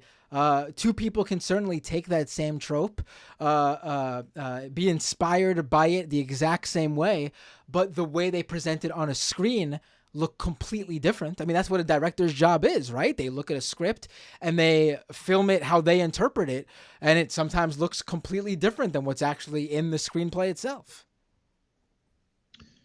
Well, to prove this theory, I'm now going to ask Chat GPT-4, write a death metal song about how much Matt Binder loves cryptocurrency. I wonder if it even knows who I am. I honestly haven't even. I've asked it like I've been playing around with it, but asking it like questions to try to fuck with it. I should have done like the usual thing I'm sure everyone's done. Tell me about myself and then insert your name. I should have. I didn't think to do that yet. Okay, so it not only does know who you are, we already have one verse and chorus. Can I copy and paste this into your chat? Yeah, please. I'll read it. I guess. Yeah. It's pretty funny. Matt Binder loves his crypto more than words can say. He'll hold till the end of time and never give away. Bitcoin, Ether, Dogecoin, he loves it. What? It doesn't go hard. It goes mid. All right, we'll say it goes mid to soft. But yeah, send it to me. Well, it's still writing right now. We're still at the third chorus. Yeah. Damn, it's still going. Some may call it risky, but he sees the future is clear. All right, see, it definitely does not know me. It definitely does not know me then, obviously. Okay, hold on. I think it's done. We got the outro. Okay, I'm copying and pasting. Give me a sec, chat. Sorry. Ooh, this is going to be too many characters. Oh, yeah, I maxed out. All right. I got to do it in... Email it to me. Email it to me. Yeah, email it to me. That's probably the best way to do it. That old technology that still is the most useful there is. Email. Love to see someone finally put the death knell in that one. Not gonna happen. Hang on, give me a sec. Actually, I already have your Twitter open. I'll send it to you on Twitter. That's the easiest way. Oh, you're gonna? I thought when you said you're gonna send it to me on Twitter, I thought, are you about to like send multiple tweets and replies to me? Yeah, I'm gonna do that thing where I'm gonna do a whole series of tweets. Yeah, I sent it to you. You DM'd it, so that's the death metal. Oh my God! From the depths of the internet, a voice proclaims its faith in a currency unknown to most and bound to change our fate. Matt Binder loves his crypto more than words can say. He'll hodl till the end of time and never give away. Verse 2. Bitcoin, Ether, Dogecoin, he's got them all in spades. His portfolio grows each day and he won't be swayed. Chorus again. I'm not going to do the chorus again. But bridge. Some may call it risky, but he sees the future clear. A decentralized currency, that's why he's always here. Oh my God, this is really bad. Outro. With every dip and every surge, his love for crypto thrives. Matt Binder's in it for the long haul until the blockchain dies. I like that last line. I'll go for that. Come on, that closer scares me. All right, that's a half decent last line. Right. Yes. Right. This is pretty. Listen, this is pretty good if it was someone who actually like crypto, I guess. Yeah, it's not bad. But again, you can see where it took this from. Like, this is just generic. You can find the same generic outline in probably dozens of metal songs. I mean, it sounds exactly like other metal. Yeah. Yeah. Yeah, and your chat's right. It sounds like the Scorpions. It sounds a lot more like glam metal or one of those kind of like. Yeah, that's why I was singing it like that, because it does, yeah. right.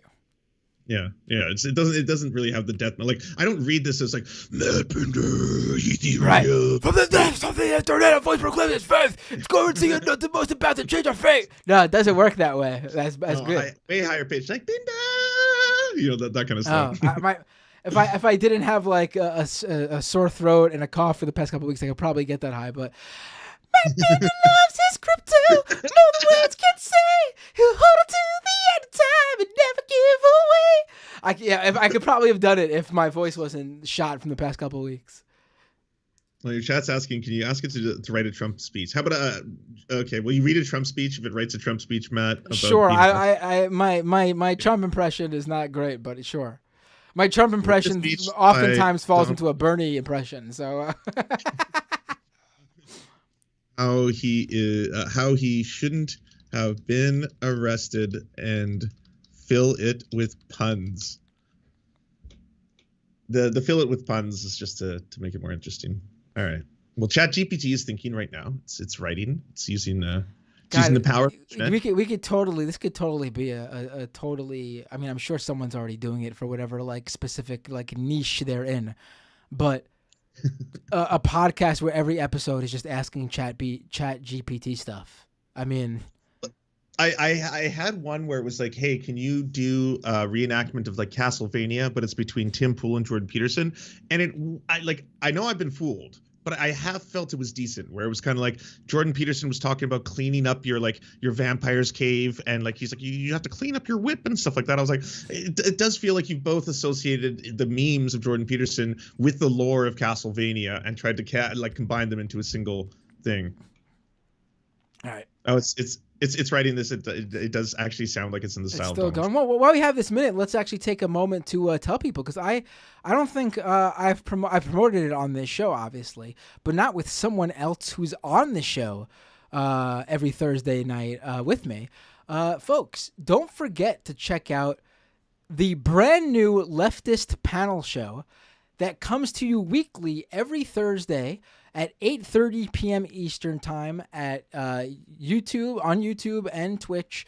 What I've been doing is I've been just letting the other guys on the panel stream it, and I then upload the replay on my own channel. That way I'm not taking from anyone else's live stream, and they're not, there's no competition there. It's the Leftist Mafia. It's me. Why don't you, I've been talking enough. Why don't you, who's on the show, Lance?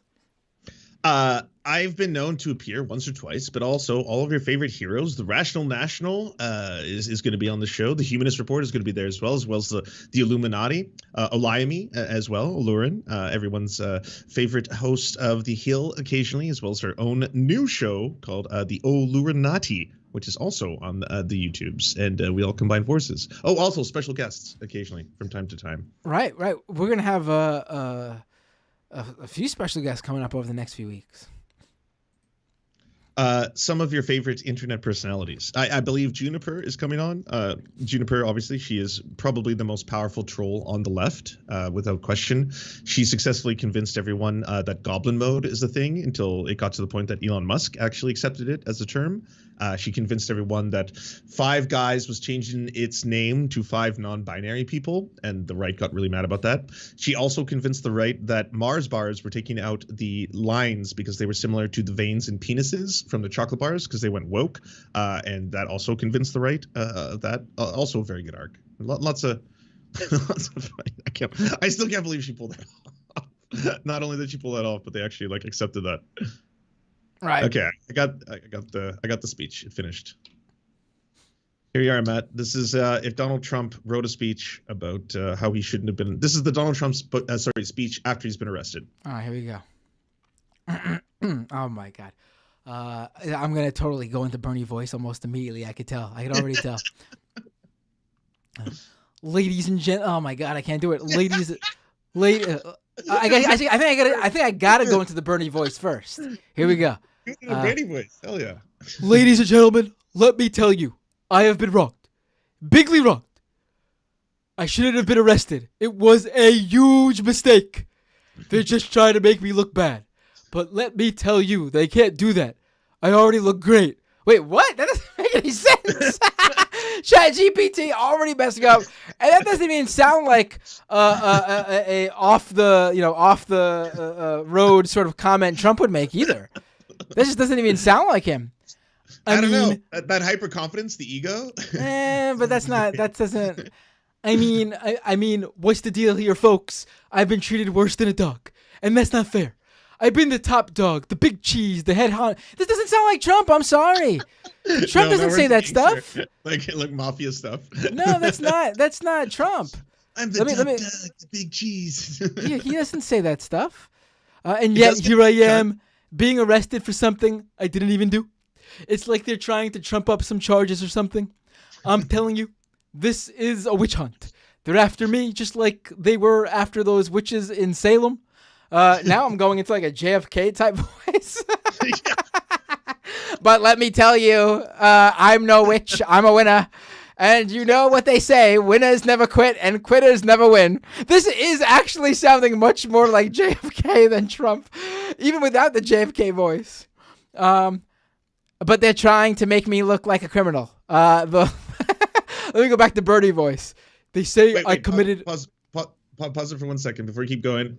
Shout out to the Humanist Report, who also just rated, and we were just talking about you as part of the rest of the leftist mafia. Matt was just saying how we have to promote the leftist mafia more often. So hi, Humanist Report raiders. We're just they just rated? Let me see. Oh, they rated your channel. Nice. Okay. Well, but you're going to be doing phone calls soon. I'm going to raid into you, obviously, so you'll just be taking them. So you'll be in good hands. Yeah. Sure. Oh, then I take that back. Thank you, Mike.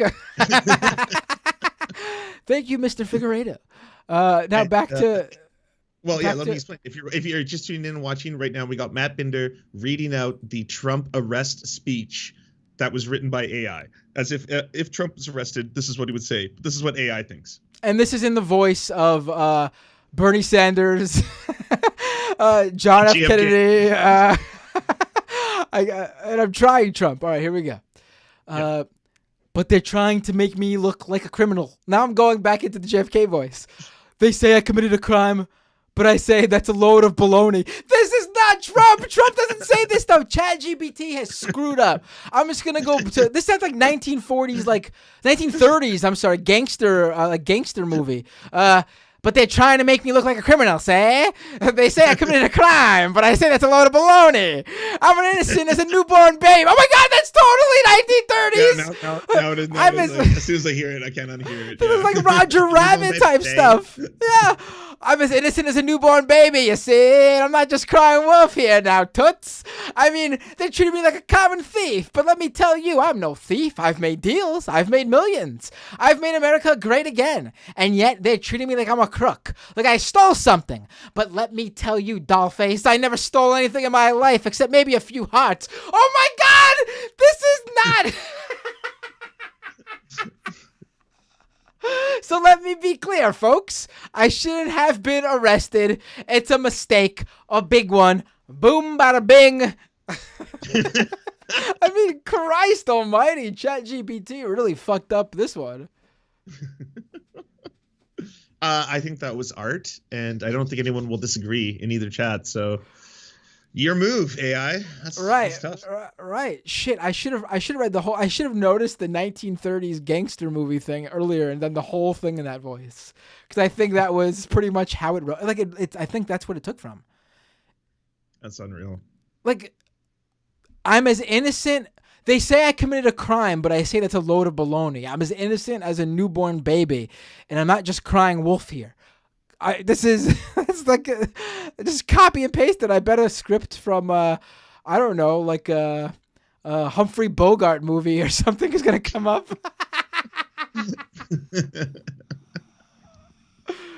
Oh my God! Oh, Lance, this was a lot of fun, buddy. Good thing you were. I want to say when I asked Lance to come on this show tonight, and I was like, listen.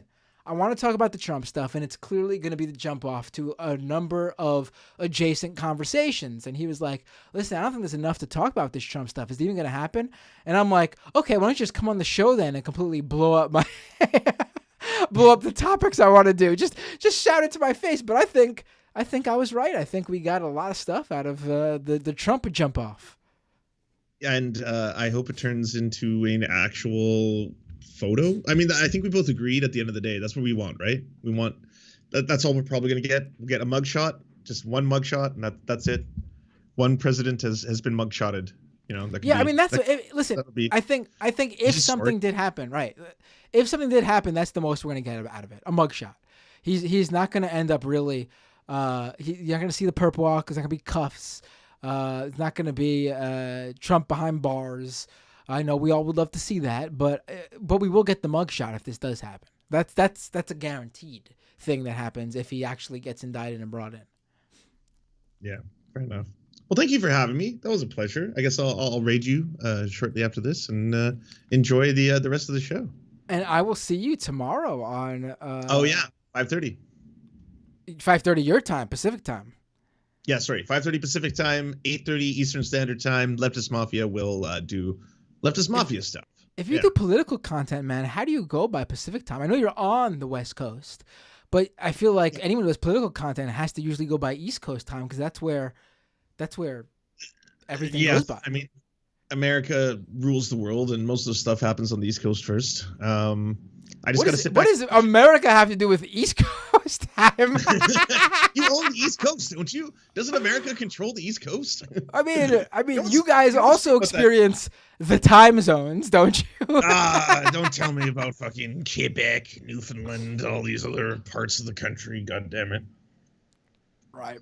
I will say, why does Britain control time? Why is Greenwich time considered, or Minich? Is it Minich or Minich? That's like GMT is considered the standard bearer, right? Do you know what that is? Isn't Universal Standard Time the standard bearer? Well, yeah, but I mean the British like to say that it's GMT. I think it's a GMT. We'll just go by that. I'll ask ChatGPT. It'll explain it. There you go. All right, sounds good, Lance. Everyone, be sure to check out Lance's. He's ending his stream now, but be sure to go and follow him if you aren't already. At Serfs, the Serfs.tv, right? Yep. And at twitch.tv/the Serfs. And the Serfs TV, right? And I will see him on Leftist Mafia tomorrow. And don't forget to raid me on Twitch. I'm Matt. Take care. It's always a pleasure. Always a pleasure.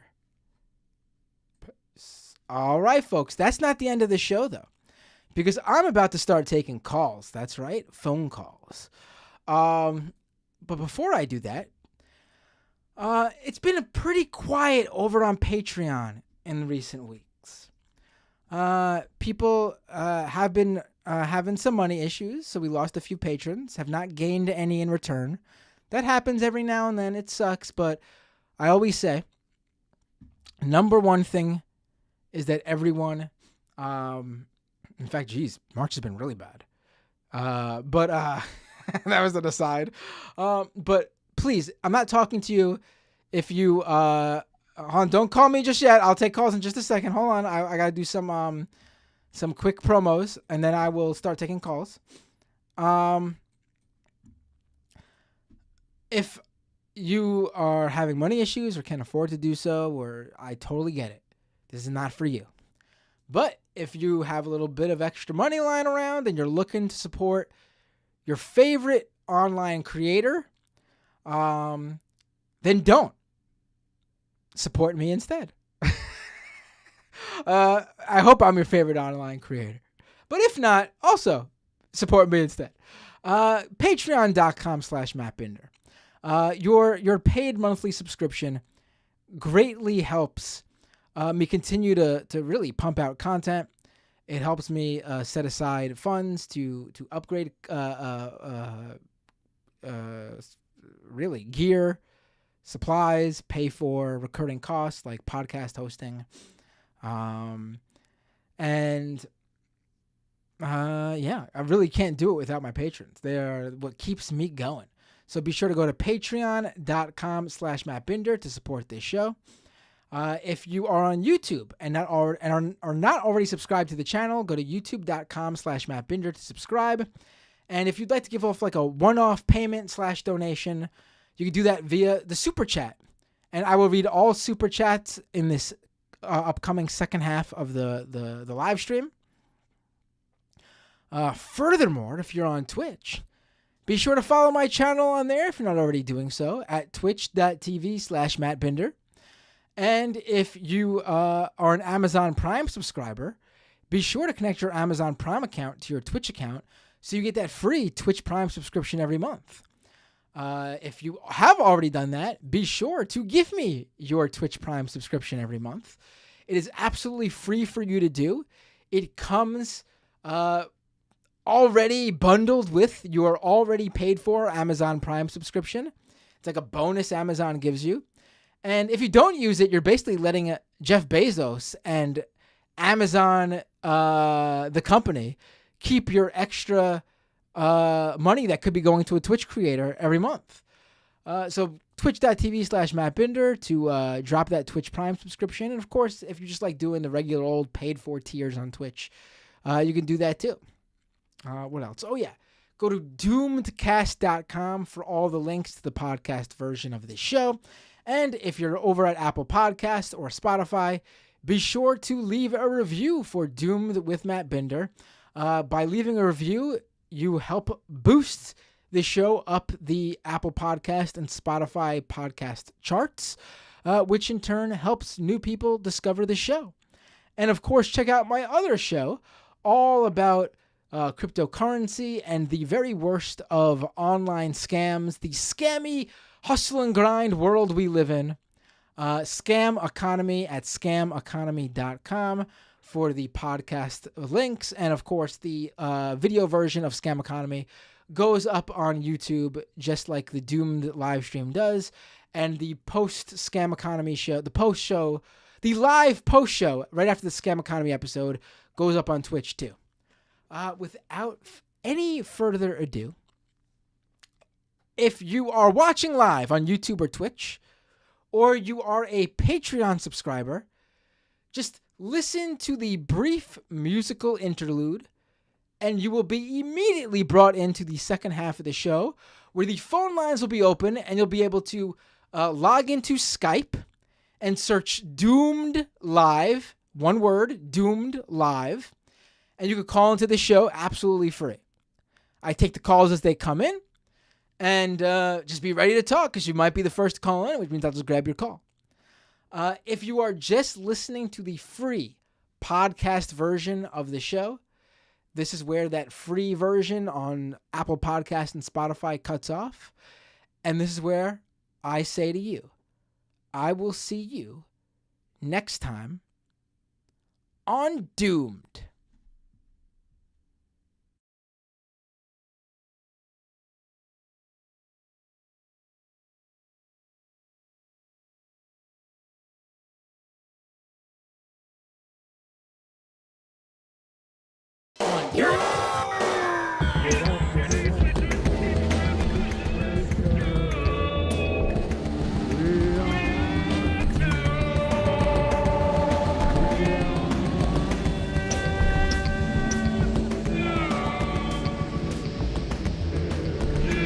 Ecological collapse.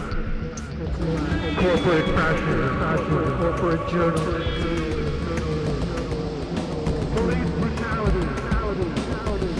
Voter suppression. Austerity economics. Educate the masses. Rampant homophobia.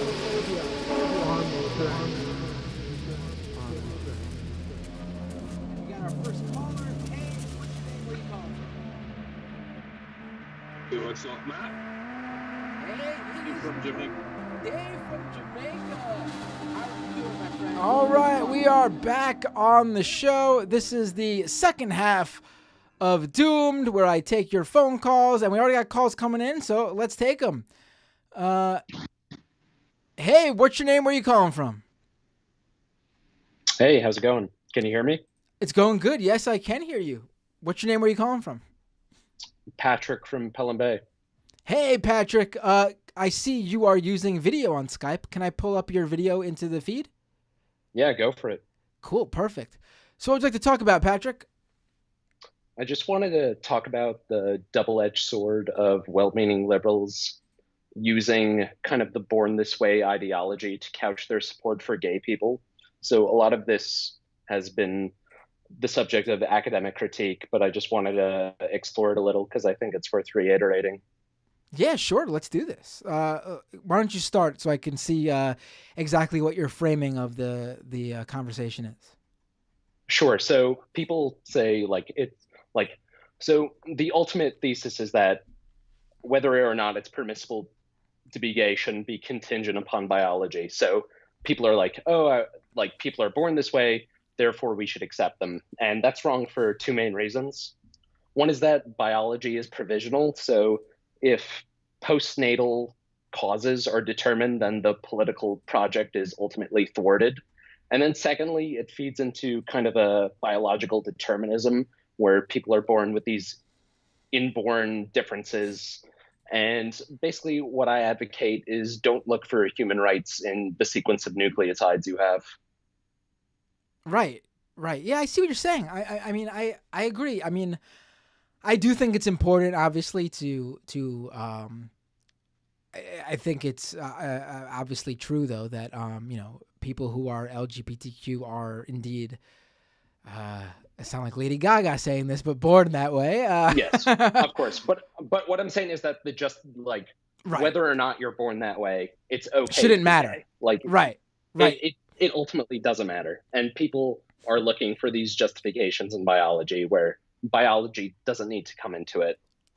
And I think your point actually is a perfect one to make, specifically when we talk about the trans community, because yes, people are born transgender, but they do choose whether they want to go through the actual transition.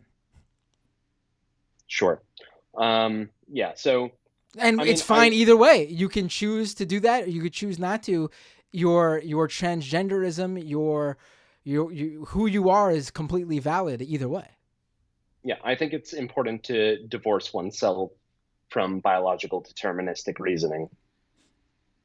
That's all I wanted to say. No, I think that's a really good point, and I mean, I do get why it's easy, and it probably should be, at least if we're talking to everyday people in a short, concise, sort of like, a regular everyday sort of conversation. It's probably best to go that route. That how can you they don't They are born who they are. Yeah. But I do think when we talk more broadly, your point is definitely one that should be made as well. Yeah. Anyway, that's all I wanted to say. Thanks for all you do. I really appreciate the show. Right. Yes. Thank you so much. I really appreciate you for calling. Thank you. All right. Good night. Bye.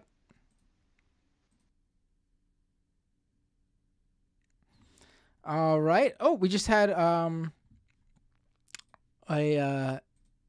new patron. I'm gonna read that in a second. First, let's go to this call. Hey, what's your name? Where are you calling from? Hey, Matt, it's Tony from Texas. Hey, Tony, how are you? I'm doing well. How about yourself? I'm doing good. What did they talk about? So let's see. There's a couple different things I wanted to talk about. Which one do we want to do tonight? I guess I could save this for a scam economy night, but I just want to get it off my chest. I was scrolling through this eShop, looking at video games, trying to find something on sale because I like to shop for them like $1, $2 on sale games. And I came across Crypto Mining Simulator. You know what, though? If you're going to... It's actually perfect you bring that up because this week's episode of Scam Economy, which will drop very likely on Sunday. I'm trying to get back into Scam Economy on Sundays. I already have the episode recorded and everything. It is an in-depth discussion about a Bitcoin mining company that moved into a small town in Texas. Awesome. Well, okay. You know what? Then tell you what. I'm just gonna leave that there as that out there as a teaser, and I'll say I'm gonna call back in on Sunday, and I'll dive into some more details about this crypto mining simulator video game. Sounds good. But I will say, with that conversation being on hold, I will just add this point. That probably is the most acceptable way to do cryptocurrency mining via a simulated video game. It just, yeah. Well, yeah. It's we'll say it's probably the least harmful. Right. Right. But I look forward to talking about that more in a couple of days. Let's. Yeah. So what did you want to talk about? What's the topic you want to move on to for tonight? Actually, I wanted to talk about these algorithmic tools, colloquially being referred to as AI bots or AI art generators. I'm trying to get away from that kind of terminology because, as has been brought up on shows of yours and elsewhere, it's really that's a marketing ploy. That they are not artificial intelligence. That's not they don't actually learn. They can be trained in things, but it's not an intelligence. They are very capable or increasingly capable tools, but what they do is synthesize data.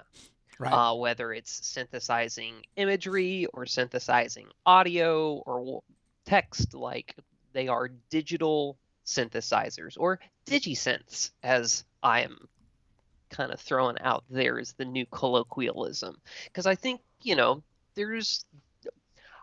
I see some very positive potential in the use of these tools. Granted, I also see very clearly how capitalism will ruin it. Right. And those tools, excuse me, the potential is in what these tools can actually do and be used for, and not the tech bro hype that is currently filling every single conversation about them. Yeah. Like, so I'm actually going to be doing some testing with some of these tools here pretty soon. So basically, what my creative partner and I are trying to do is take one specific artist. So I'm commissioned another friend of mine who does art, and he is basically lending us his entire portfolio to train this synthesizer on, just on his style. Then we're going to take motion capture data. Let me just say, not to interrupt you. Remember where you are with the motion capture Yeah. data, but I just want to say you were already ahead and more ethical than the majority of these AI programs and systems, because you actually got permission from the owner of the data set you're using. Right. Yeah. So, because the idea is that we want to look at establishing pipelines to make these tools work for independent artists, and because all these dude, like fucking Disney and Sony and like all these major entertainment companies, you bet your fucking ass they're already playing with this stuff and looking at how to utilize these tools with the stuff that they have in their vaults. And so yeah, we're, for two reasons. One, primarily for ethical reasons, we want to have this system of training an AI on a specific artist, or a specific collection by a specific artist or agreed upon group of artists. That way there is like proportional compensation for that artwork. And then two, so that you get more dialed in, more curated results. Like that way what comes out isn't as confused and bizarre of a jumble from just scraping the internet of everything, or these huge vast libraries of images and that sort of thing. It's only going to be working off of a more refined data set. And then we'll do renders of this motion capture data just in depth. So we'll have like basically the depth value of every frame that will then feed through this tool trained on my friend's specific art style to get this kind of AI assisted like kind of coloring in, like Lance was talking about earlier. And this could provide a way for artists to really like step up their ability to fulfill commissions and that sort of thing. If they can like train a tool to replicate artwork that they have already done, or like a style that they are already have a whole lot of examples in, then they can go in and just do like line work and lay out the basic idea and arrangement of a piece and have the tool fill it in the way they would have anyway. And that could be huge for independent artists. But it's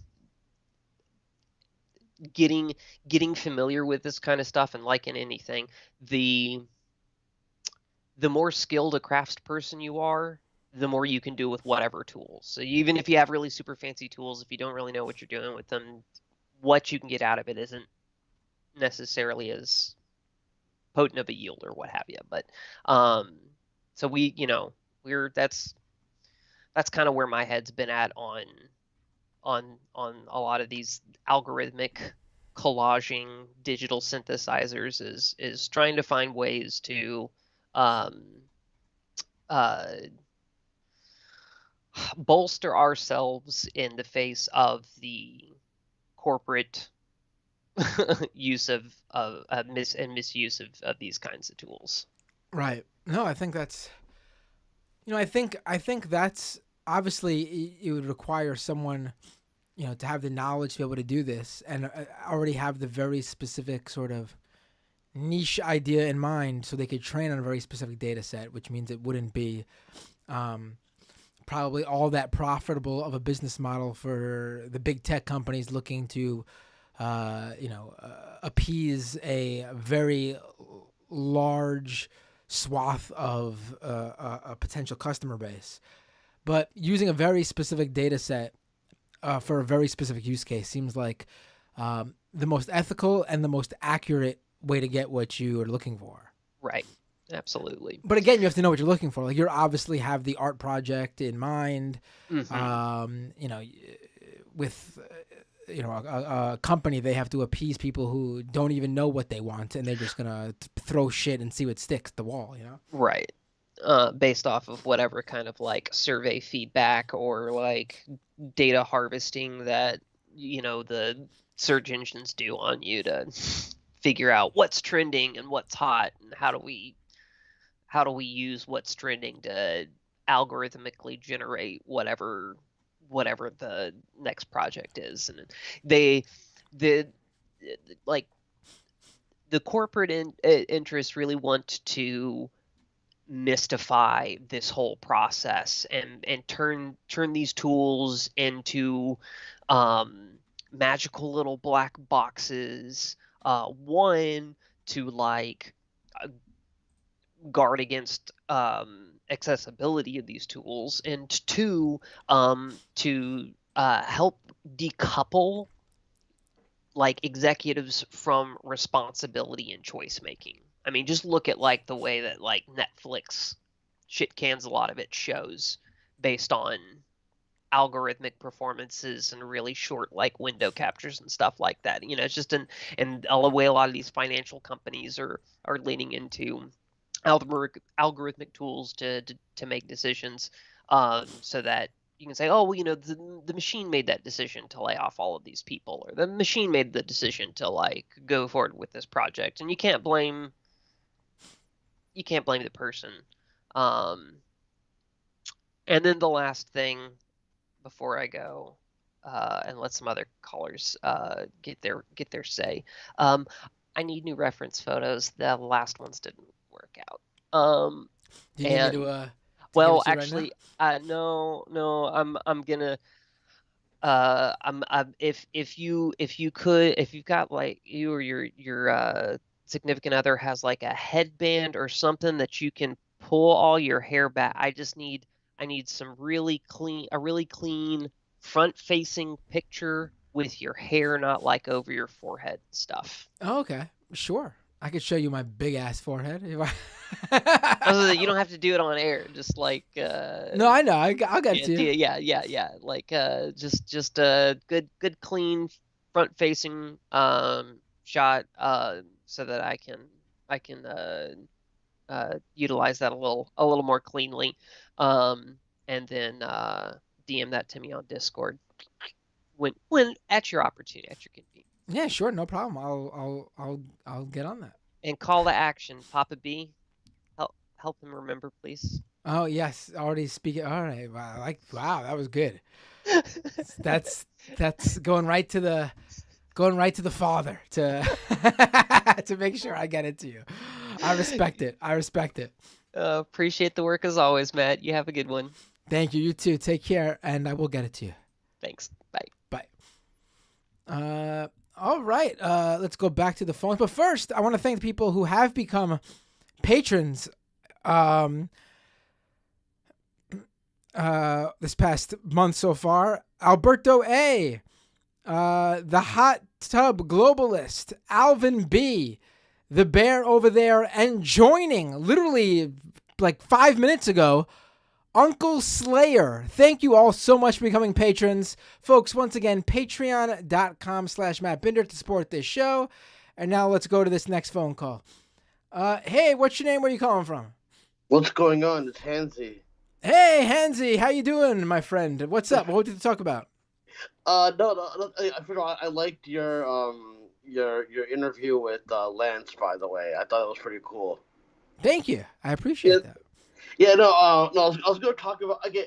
Thing is, listen, I just think like a lot of this like Trump stuff. Like, I guess if you're into politics solely, and you don't watch pro wrestling, it's like you can tell like the like when a promotion is expecting a big invasion and they start like having the security guards like lying around going, oh, we're in danger or whatever. It felt like that was like the hoopla for like the Manhattan district thing where they're like putting up like fences and all that kind of stuff. It always feels like it's a pro wrestling episode you're tuning in to, like a random Attitude Era filled Raw, basically, if that makes sense.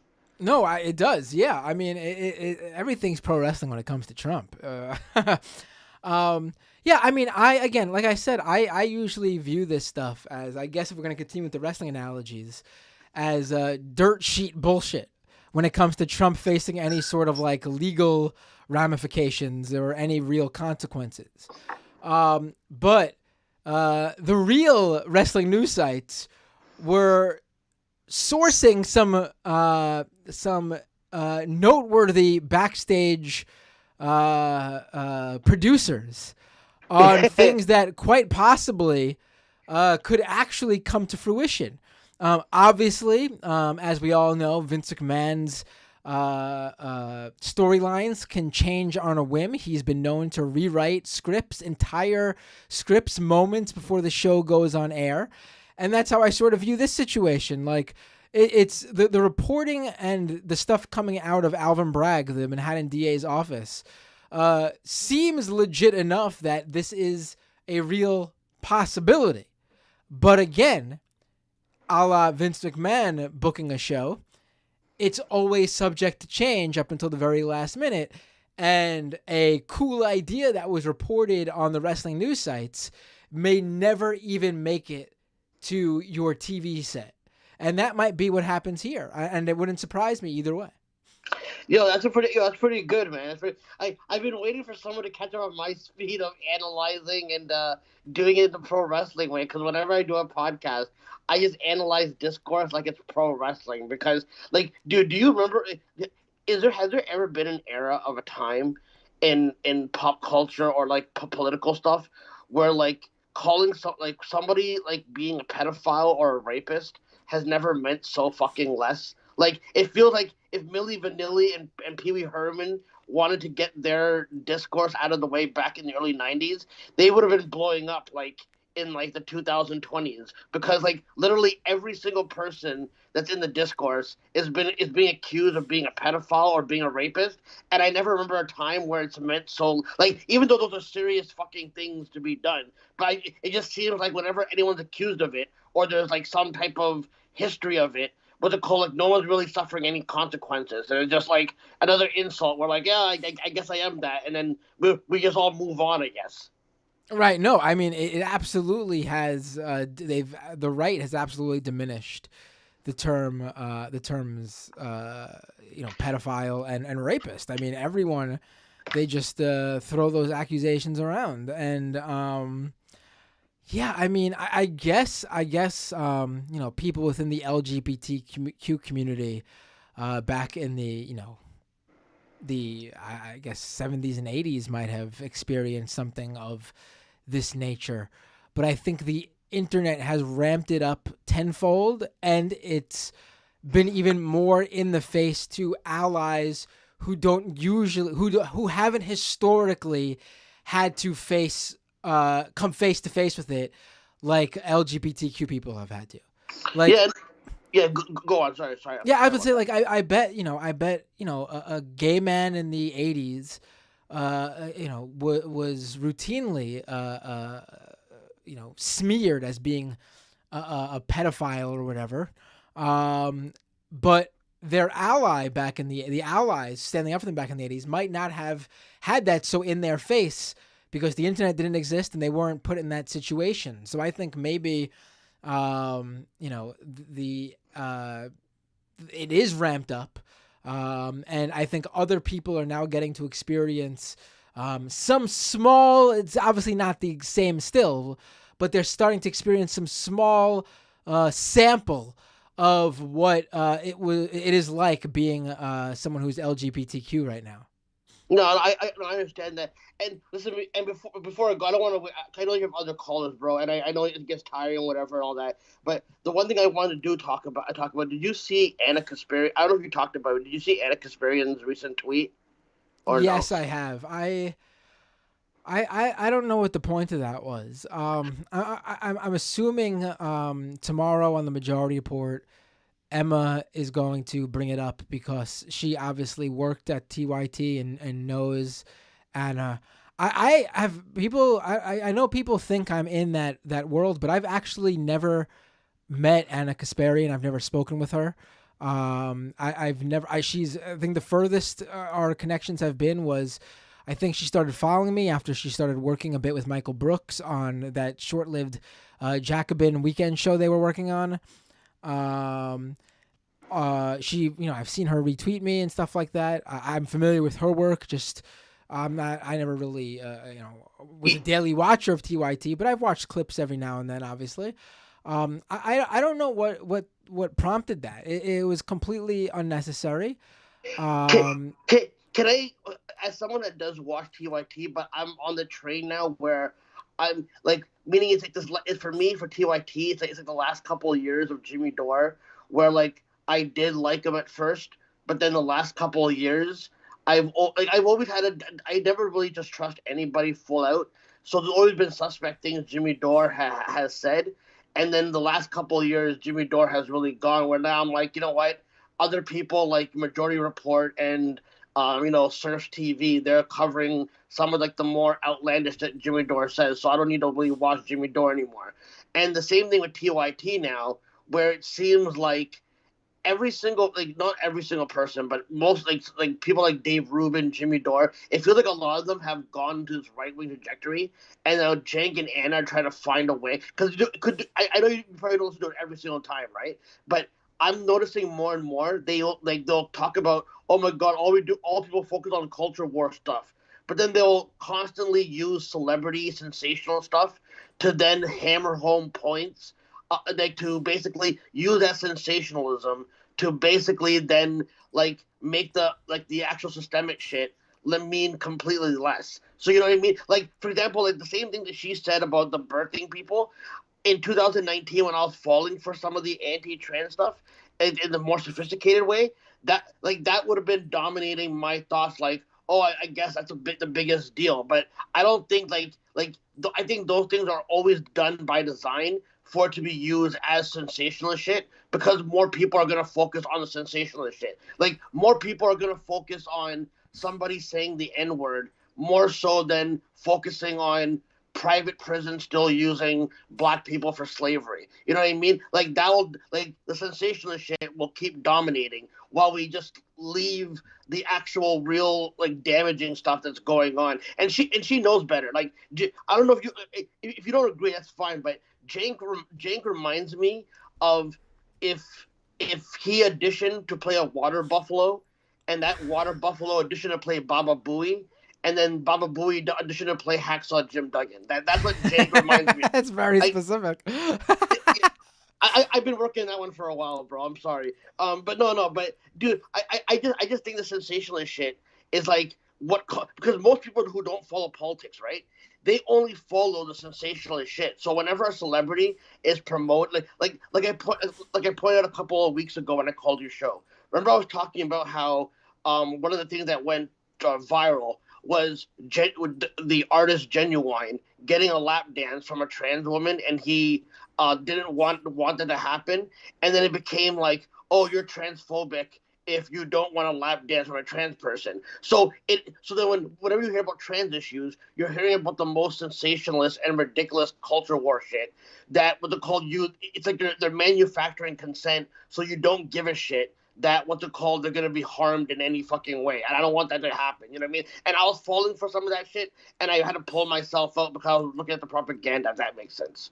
No, yeah. I mean, I always really enjoy when you call in, because you always, bring up how, you were on this sort of rightward swing a number of years ago when you sort of realized it and had to like step back and sort of take another look. Yeah, I mean, obviously the right uses these sorts of issues because they're super easy for them to sort of use to demonize the left and rile up their base, and they think it sort of speaks to the middle America and sort of wins people over to their side, and it probably does. I mean, looking at Anna's reaction, I mean, it clearly bothered her, and she's someone who's at the very least a liberal, if left of center person. I just don't understand. I don't get it. Like, I've never seen anyone force someone to, excuse me, I'm sorry. I've never seen anyone force, like, there's been no big discourse about this. Every time the term, like, birthing person has come up, it's been literally just someone who chose to use that terminology. And it's usually in, like, the medical or clinical sort of context. Yeah, exactly. Like, when they're bringing up, like, a study, or they're talking about some sort of policy when it comes to a medical issue, or a study from some sort of research lab or medical facility. It's never just like, oh, I'm hanging out with the, ladies, excuse me. It's like birthing persons and gentlemen. I've never heard, like, no one does that. It's always, and the reason it's brought up in those medical settings is because that's when it's relevant.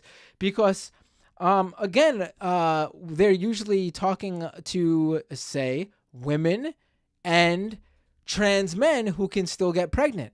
And it's not done to like diminish women. It's literally meant in that specific medical setting, so they don't leave out those other people who are not women who can get pregnant. And the fact that like you get so bothered by it, I mean, I could understand. I could understand someone, fall for the reactionary stuff if they're not political, they're not in this world. And they hear the term, someone says, they hear the right-wing framing of the term. This is what they're calling women now. And I can see them blowing their top about it before finding out, what exactly, before someone neutral explains it to them. But I don't get it. She should know better here. It just seems like was just an attack on trans people for really no reason. There's no other way to really look at that. It feels to me like between. I know you don't pay attention to TYT as much, but like I'm trying to get like I've been like the way that I watch it is like I've never been really fully agreeing with them anyways. But like the last like year or so, they've really with different topics, they've tried to rebrand more and more into right, especially with LA politics. I'm not familiar with what goes on in LA, but they seem to like when it comes to LA. Like they'll be progressive about other areas in the world, but when it comes to LA politics, they will advocate for Caruso. They will go on like very anti-homeless and buy into the and the messed up thing though, Matt, about this is why I want to bring this out. During one of her TYT breaks, because you listen to a live stream, right? They do the live breaks. During one of those live breaks, when she was doing the fear mongering about the crime wave, she reacted to a comment that someone said, I think that they're amping up crime so that it becomes an issue, whatever. And Anna goes, yeah, I fully believe that. But then never on the main show has she ever even mentioned that. She continues to go on that way. So my only thing is it's like, it's basically confirmed more and more that she's going through, she and Jake are trying to get that Jimmy Dore-like money, and they're going to have a mutual meeting spot eventually, in my personal opinion. But listen, bro, you can go off on that. I'm just going to I want your other caller to call in. I know people in the chat are like, he's talking too much and all that, but... I never think that. I always enjoy your calls tremendously, and I know other people do too, so never feel that way. So, but if you want to, I'll address that, and you could jump. Always a pleasure when you call in, buddy. Yeah, no problem. I'll listen from the YouTube channel, right, bro? Cool, sounds good. Peace out. Peace. Yeah, I mean, I don't think they're doing. I disagree with you on that. I don't think it's some sort of planned Jimmy Dore thing. I just think, I think they do have some they just have bad takes on certain issues. It's that simple. Honestly, I don't think this is some sort of premeditated, clickbait type thing. I think I saw someone tweet that, not tweet. I saw someone in the live chat here say that, and I don't know if this is true, but if it is, that like an IMer in the show asked her to, into their show, asked her to use the term birthing person when she said women. And I don't know if that was bait or someone was legit. I don't know the context of that discussion. But I can see her getting bothered by that and going off on it. And I think, regardless of what she meant, how she felt, I should say, it came off very bad. Let's go back to the phones. Hey, what's your name? Where are you calling from? Hey, Matt, how's it going? This is Rem. I'm calling from California. Hey, Rem, how are you? Can I bring you, I see you have video. Can I bring your video into the feed? Yeah. Bring me up. It's okay. No worries. What would you like? Are you on a plane? No, I'm on a train. Even better. To Texas right now. Yeah, I'm heading to Texas. I'm moving to Texas. Oh, you're moving to Texas, like as in you're actually moving there, or? Yeah.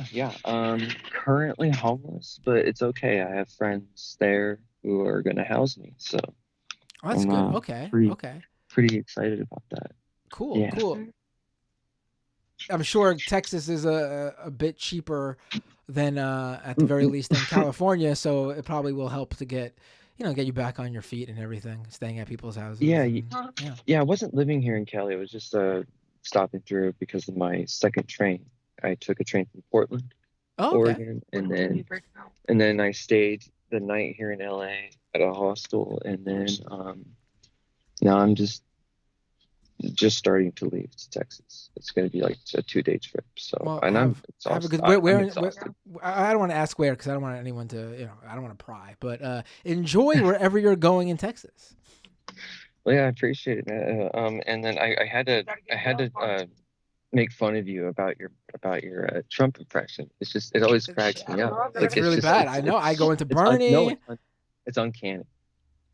It's yeah. I mean, I just can't. I just there was a time where I accidentally did it. Okay, a decent one, but I can't recreate it. I can't recreate it. You get in. I guess you get into that ranting and you start talking like Trump for a while. I guess it kind of bleeds up. You gotta sound all kind of sending. Right. Like some people are saying. Right. That's like this. Like you know like what question at the end of it. you know what'll happen? I'll try to legitimately do a Bernie impression, and then I'll accidentally do the Trump impression when that happens. That's gonna be what happens. For sure. I might lose you because the connection might be bad. Okay, well, I got you ready. So why don't you what else do you want to talk about? And let's get it all out there. So in case you do cut out, I could address it all. Ah, man, I mean, what's going on lately? You want to drink water? Sorry, man. I'm so tired. It's all right. You know, I hear the people around you starting to board on. So maybe this is where we might have to say, "I'll talk to you next time." Yeah, for sure. Just I'm glad you have Lance on when we talk about this stuff. It's good. It's really funny. It cracks me up. I appreciate that, and I enjoy you saying it cracks you up in the most serious voice possible. You guys were hilarious tonight. It was really So funny. funny stuff. You see how tired I am. I'm exhausted. Well, why don't you listen to the show and get some shut eye? Oh yeah. I'm gonna continue listening. All right, have a great trip, and I'll talk to you later. All right, bye now. Bye. All right, let's go back to the phones. Hey, what's your name? Where are you calling from? Hey, this is Forrest from California. Hey, Forrest from California. What's up? What do we have to talk about? Crap, what was it? So first of all, I'm so sorry. I forgot what I wanted to call in about. But I do want to say about the caller earlier who was talking about the whole birthing person thing. I do think if you're not aware enough of how it's used and why it's used, or if you see it being used outside of like a medical context, I can understand being kind of weirded out by it because it is sort of reductive, you know? I guess it does sound awkward. I guess I don't know about reductive. I mean, we're people, right? I mean, it's not not a derogatory term. People. It's not. I'm not saying that. I'm just saying if you hear it used about you, I can see how it might feel like somebody is.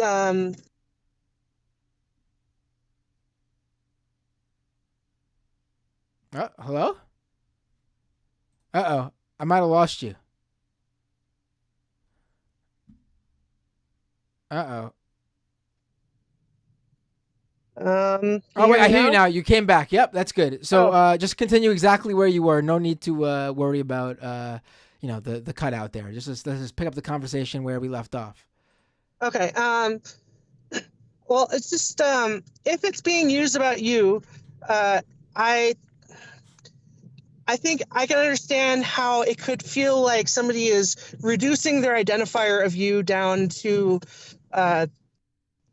just one aspect, whereas like normal gender words that we're used to are kind of a very diverse and varied word, where it means a lot of different things put together. Right. If that makes sense. I see what you're saying, but I've only ever seen it used in the very specific context of No, I've talking. definitely seen it used outside of that. But I especially, haven't. So okay. I mean, I'm sure it's. I guess it's possible, and I guess we could talk about that. But I've honestly only ever seen it in the context of specifically talking about, pregnancy or birth. I've never. I mean, it would be like to me complaining about having to go to the maternity ward or something like that because the word maternity is not the word you would want to use to describe it or something. It is what it is because that's what the context of it's being used in. It's just. I mean, where have you seen it used outside of that context? Politicians like to use it as like a kind of a code word, like "I'm so woke, I'm using this word," kind of like Latinx, you know. Or, but I mean, I've only seen them talk about it when it comes to healthcare regarding pregnancy and giving birth. I've never seen it used. I mean, I know Congress people are using it, but they are talking it within that medical context. I've never seen them be like, all the birthing people in the audience make some noise. Like I've never seen that. I've never seen it. It's always been or I've never seen it being used even like, let's use a more serious example, like talking about like women in the workplace. I've never seen them use like birthing people make 70 cents to the dollar. I've never seen that used in any other context outside the medical context. And obviously people outside of medicine are going to use it, but they are also using it when they talk about the medical context. If you could give me an example of it being used outside of that, I would definitely love to talk about that. But again, I haven't seen it. And even in your example, I know what you're talking about. Cori Bush used it, but again, she was talking about those very specific rights belonging to people who get pregnant. Okay, that's fair. You're right. I mean, obviously, if all of a sudden we were to divorce, take away the word women, I would think it'd be a fine discussion to have. It's just not happening, And my opinion on hypotheticals. I think they are a waste of time because the right loves using them so much because it's pointless. Jibber jabber. It's just completely. So like, I don't even want to give it that sort of. Again, if someone brings me an example of it being used outside of that context, I would love to have that conversation then. But I just don't want to, talk about any sort of hypothetical. Yeah, no, that wasn't what I was trying to do at all. I was just, I have heard it used outside of that medical context, but you're right, they were still kind of talking about that. Yeah, I mean, it's all good. I mean, I like that you were thinking, outside that sort of. But I think that also is probably why, like, I think this call is great because it shows that I think that's probably what someone like Anna was thinking. People have these. I do it myself where I listen to something and I don't think about the various different, the contextual discussion that's being brought up in this. And you don't realize sometimes. And I think the right is taking advantage of that. I mean, I don't even think it's being used all that much, to be quite frank, outside of those very specific politicians and maybe those medical facilities that might be specifically more attuned to trans issues because of what they specifically work with within their medical units. I mean, I have 2 kids and we never heard the term birthing person used with us, and we're right here in Queens, New York. I think it's just really very specific to certain places, and I don't mean location. I mean probably facilities that just have more experience working with transgender people. Yeah, that makes sense. Anything else, or is that it? I do want to say, I think people who have criticisms of Anna's takes should just keep in mind that she swims in, her whole life is in this political sphere. So she's constantly absorbing all of the worst elements of humanity. She's absorbing, even if she doesn't agree with it, she's absorbing all of the conservative take on everything. So I do think that might color her opinion, even if she's not consciously no, they're right on this thing. No, it's not that. It's just when you hear something enough times, it sticks in your brain, Yeah, I think about that sometimes when I'm watching clips. Right. I absolutely don't think this is some right-wing turn from her, or it's some sort of I don't know what the word I'm looking for is. I guess some pre-calculated maneuver to sort of play both sides. Yeah. No, I think she's just pretty. We know that there's a varying degrees on the political spectrum, and I just think this sort of is expected from her, because she's sort of. I mean, she's certainly on the left of that spectrum, but she's a lot of her takes. I mean, she has her moments where she has some very progressive takes, but I've also seen plenty of moments from her where they're pretty just very sort of run of the mill, middle of the road liberal takes, and I think this one falls sort of right in that area. I mean, it's still a bad take, but I also don't. I didn't think it was, and it was disappointing, I would say, to see it tweeted from her, framed in that way, and put out at that specific time. I think trans people are. It's getting worse. The attacks on them. Oh, definitely. But that line of thinking from her wasn't shocking to me. I think it was those three attributes that made it surprising to me.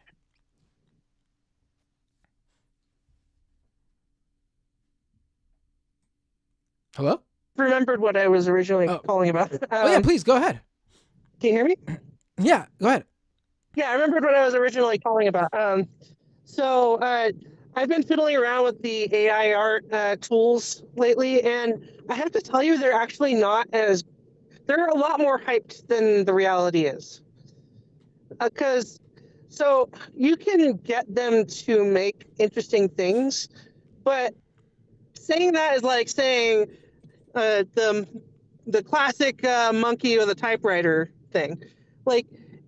You have to sift through a dozen photos of eldritch horrors of bodies being fused, or people missing limbs, or people with white eyes, cataract looking, or their faces are just weird and disfigured. You have to sift through dozens of those before you find one picture that looks okay. So I think the AI art thing is, I'm sure it'll get better, but the technology definitely isn't there yet where people need to freak out. That's all I'm saying. Right. Yeah, I agree with you. It's just not. I mean, and I just don't see it getting there anytime soon. I mean, there certainly will be some real. I've already seen some really cool beta software that will make visual effects work very easy using AI. But it's all very adding in. You have a movie script and you could plug an alien character in there. It's nowhere near putting in realistic looking humans, replacing. I remember when that Final Fantasy movie came out, and everyone was like, "This is it. Oh, yeah. This is it. Human actors are done for. Everything's gonna be done with this." And we made blocky pixel art. Everything's over. Right, and it didn't happen. Didn't happen. Yeah. I mean, of course, there are children's movies, family films that are great, that are made using CGI characters, models, and such. But also, they usually go the cartoony route and not trying to like do it with like realistic looking humans. Yeah. Right. But yeah, thanks for the call. Always appreciate when you call in. Yeah. Have a great night. Taking me. Yep. You too. Bye. Oh, and I see some people asking about what this annotate is. Let me just so people could see it. Let me just put it up. I'll take one more call I see coming, maybe two more, we'll see. But let me just I see people talking about it. Let me get the because people haven't seen it, so they don't know the context we're even talking in here.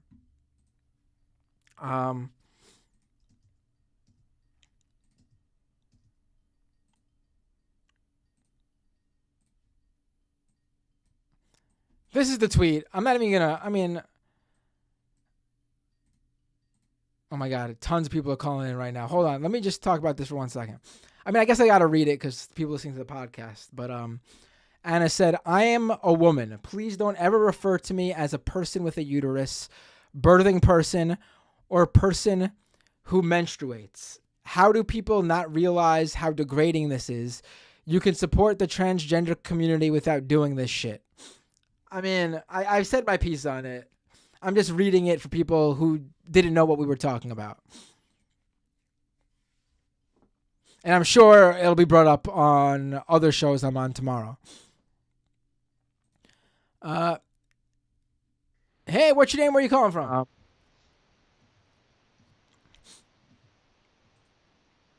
Hello, is this Cameron? Uh-oh. Are you frozen?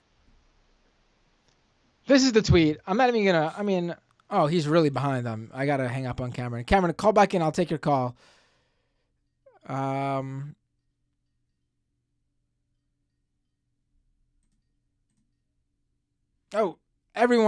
just missed everyone. There was like 5-6 people calling in. I just missed them all. I'll take, if Cameron calls back in, I'll take him, and I'll take another person too. Let's see who calls in.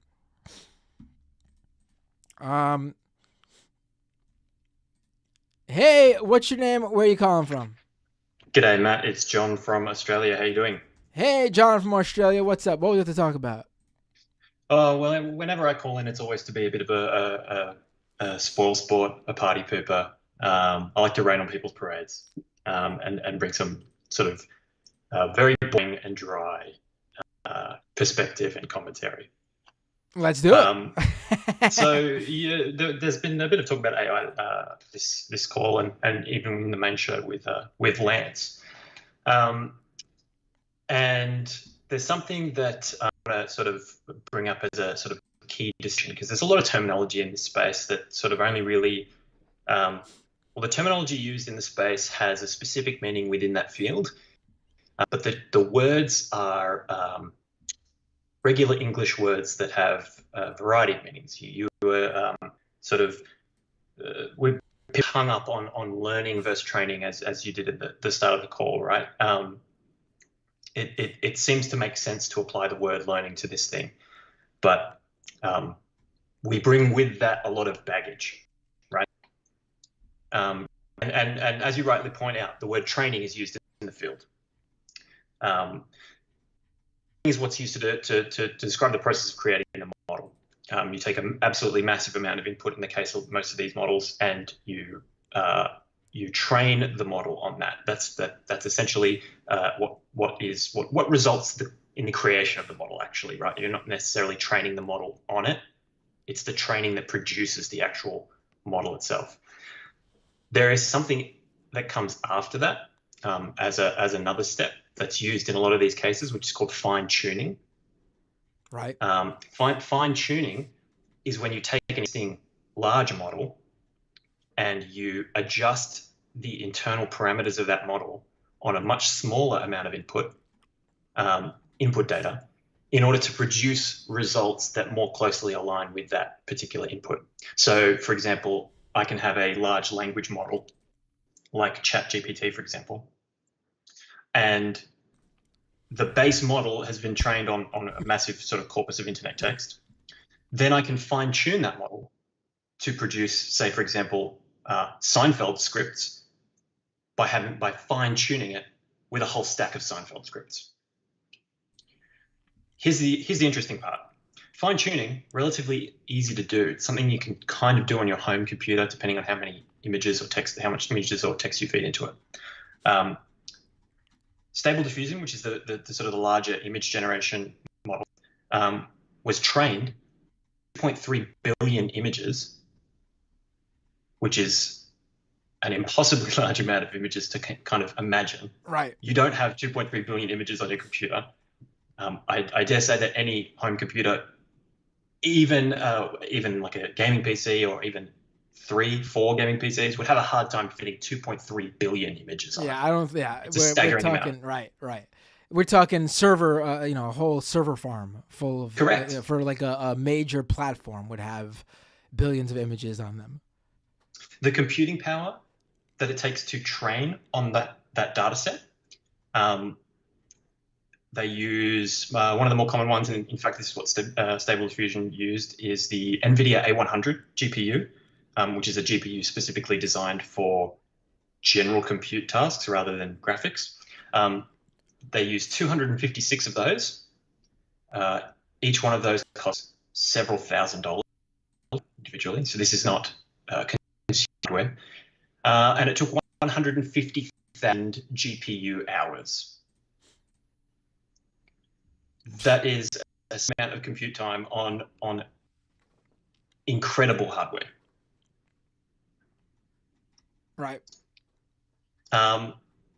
They estimate it cost them about $600,000 to train Stable Diffusion, and they're getting hefty discounts.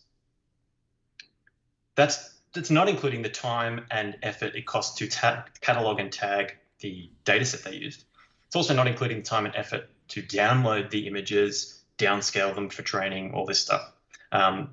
So if you want to create an ethical model for image or text generation, if you're trying to fine tuning, you're starting on kind of shaky ground, right? Stable Diffusion, for example, hundreds of thousands of artists' work were used without their consent in order to create this model. If you want to create it from scratch, I hope you've got a lot of blank check. Right. Yeah. I mean, it's, I always appreciate when you call in with that extra additional background information from, you work in not specifically the AI field, but the tech industry. And, it's really frustrating to see how this has been presented to people.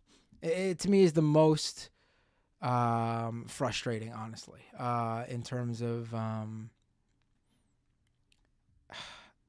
because there is something there. It's like they're destroying their own potential with how they're presenting what they're calling AI.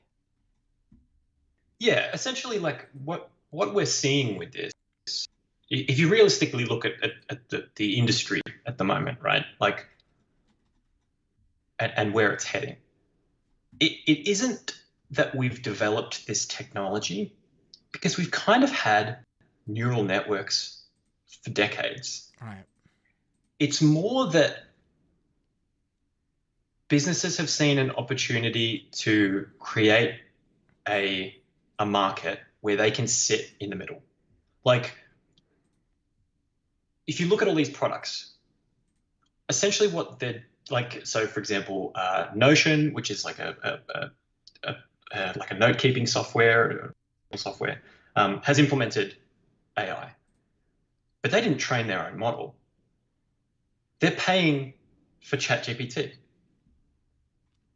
So essentially what's happening is that these groups are sitting in the middle. They've created this industry. It's just a middle. It's like a middleman, right? Like, when you want to utilize these tools, as you say, like, what you're effectively doing is you're not developing them in-house. You won't have an AI box on premises. You are paying these companies. Right. I mean, that's Because that's you know that's really a really great point to sort of really, because I see all these friggin' AI services and platforms come out, and they're all being asked, oh, what's your what's your language model, and they're all basically plugging into OpenAI's API to just basically present what OpenAI's technology is, whether it be GPT-3, GPT-4, ChatGPT, but just wrapped around their own little services design. It's like all white label, basically. No one is actually, because they can't, because the like exactly what you're explaining in much more detail than I did. The cost and the time and the space needed here to actually be able to be the company or the organization to actually control the data. We're basically just seeing people all pay the same handful of companies, really, from what I've seen, mostly OpenAI, to basically present exactly what OpenAI could give any company, but just like with a different design cut out over the results. Yeah, like that is where we're going to end up. It's not that these companies are kind of the first to do it, because again, we've had machine learning as a concept, and in practice, like we've used machine learning prior to this, but the big blow up is that they are creating and positioning themselves. It's all marketing, right? Like they're positioning themselves as this middleman in the industry where they've done all the hard work, assembling all these images and getting them tagged by people paid $2 an hour, exposed to some of the worst content on the internet. Like they've done all that hard work, and you don't need to. You can just use it as you can pay monthly as a service, right? Like get on a contract for it. Something that's sort of come up in, I think it was just today actually, the Writers Guild of America has made a few comments on Twitter about AI. I think it was maybe specifically in relation to like a news article that came out with an unnamed source from within the Writers Guild, and they've sort of come out to clarify some things. That they're working with companies on sort of a structure or a framework around how AI is used in the writing process for like WGA affiliated workers, right? They talk about things like AI can't be used as source material to create MBA covered writing or rewrite MBA covered work, and AI generated text cannot be considered in determining writing credits. Writers may not be assigned AI generated material to adapt, nor may AI software generate covered literary material. It seems like they're coming out pretty hard against it, which is interesting. Especially when we're talking about, this conversation starts veering towards, it'd be a useful tool and all that stuff. Well, I mean, the Writers Guild of America seem to kind of take a slightly more negative view on it. Well, I think that's likely because in that specific case, when we're talking about what essentially is probably mostly creative writing, original story, you can't use that. I mean, when I just say using it as tools, I mean like as like using it maybe as like a more powerful grammarly when you're writing something, like grammatically and things like that. I firmly believe in the create maybe, and I think the one creative idea I used was like, if you're having a writer's block, why not just throw some prompt in there and see if something like, clicks, and then you take it from there, but you still have to put your own shit in it. You don't just, rip it straight from the chat GPT or the AI writer. But like, I think when it comes to creative writing, you can't mess around with it really that much. Well, yeah, so they mentioned this as well, right? Like they say it's been fed both copyright protected and public domain content. It cannot distinguish between the two. Right. Its output is not eligible for copyright protection. Right. Like, that's another huge point, right?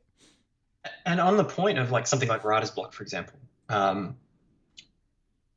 wonder what the practical difference would be between like mashing some keys on GPT and say, give me a prompt for a book around this or whatever, and then versus just reading another book. Yeah, Like Yeah. just I mean, reading a book yourself, right? I guess No, go ahead. I'm sorry. No, go ahead. I think where inspiration comes from is not like, hey, what are these people doing? How does this book do this? Or, what's an interesting like plot contrivance or theme?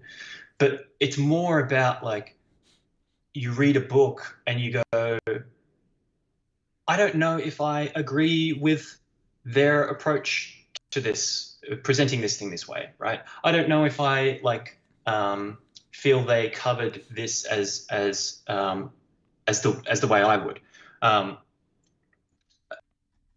For example, right, you can't tell an AI prompt.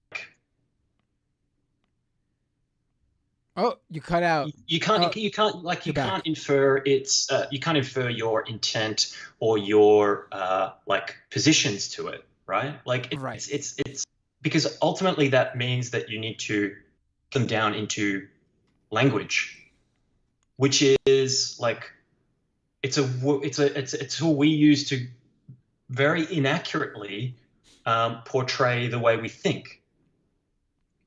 Which is why I think these language models being trained on language is like an ultimately flawed way of looking things, because we don't think in language. We don't feel in language. We don't have a way to describe or write down or capture in data how we think. So all we do is train these things on the output, on the result of that, and hope that we can approximate it. But it's just not how it works. Like you said with Lance, right? There's something human about the creative process as a person that you can't necessarily capture with a distillation or an approximation of all of the humans' outputs in the entire universe. It just isn't possible. It can't disagree or agree with anything. It can't have opinions. Right. No, I think that's where a lot of creativity comes from. No, that's absolutely spot on. I was just going to add before, when I cut you off, that I guess the one difference between just opening up a book and reading it and just putting a prompt into ChatGPT is you might not necessarily have the appropriate book on the topic you're writing about right in front of you. That's probably it. Nothing to do with the actual content. It just has to do with the accessibility. Well, and that's the thing about inspiration, right? It comes from the strangest places. Like, it doesn't need to be, if you're writing a hard sci-fi novel about a horrible future where AI has taken over the work environment or whatever, like, you don't necessarily need to read a book about that in order to get inspiration. You can read the news. You can read any kind of novel, right? Any kind of fiction or nonfiction. One of my favorite authors at the moment, Peter Watts, and I definitely recommend checking out his work has been having a bit of a resurgence at the moment. Two of his novels, where he delves into things like consciousness and he delves into things like artificial intelligence. The books are Blindsight and Starfish. Those are the two that I would probably recommend to people. Hard sci-fi. It's very fascinating stuff. But like the way that he ends up getting inspired for these things is thinking about those topics, and he ends up writing science fiction about that is a result of being inspired by those things, right? He's a marine biologist. He ends up reading about like biology and reading scientific papers and the scientific literature, and that's what inspires him to write fiction. So it comes from the strangest places. You don't necessarily need to read something in the thing that you're doing, right? Like I'm a musician, so I'll be inspired to write music by watching a film, reading a book. Like there isn't a necessarily, they don't have to be in the same medium or format for me to be inspired. There's something in that brain, the way it works, that lets us do that sort of thing outside the bounds of language. We can move these thoughts around, move these feelings, and capture those sort of things and convert them into different mediums. Right. And with that, I'll let you go. This is fantastic call. I mean, you're always great when you call in, John. Well, thank you very much. This is going to be probably something that gets clipped, honestly. Always fantastic. Anytime. Feel free to call in whenever, because I will be sure to take your call because it's always great. And we'll be doing a lot more. Just like you were the constant source of a new crypto story, and still are usually calling in after Scam Economy. It's good to know that you'll be calling in doubly because AI is now on the docket as well. Well, as I said, I had a prediction a couple of episodes ago. I said AI regulation won't come down hard until next year, I think. This year is the year we come down hard on self-driving cars. You think so? Because it's still early in the year, obviously. It's only March, but I haven't seen it yet. I believe after I made that call, he was forced to recall full self-driving, right? Oh, right. Yeah, but the recall is basically a software update. That's still a recall. So yeah, it is still technically a recall, but it's not as... I want some real pain.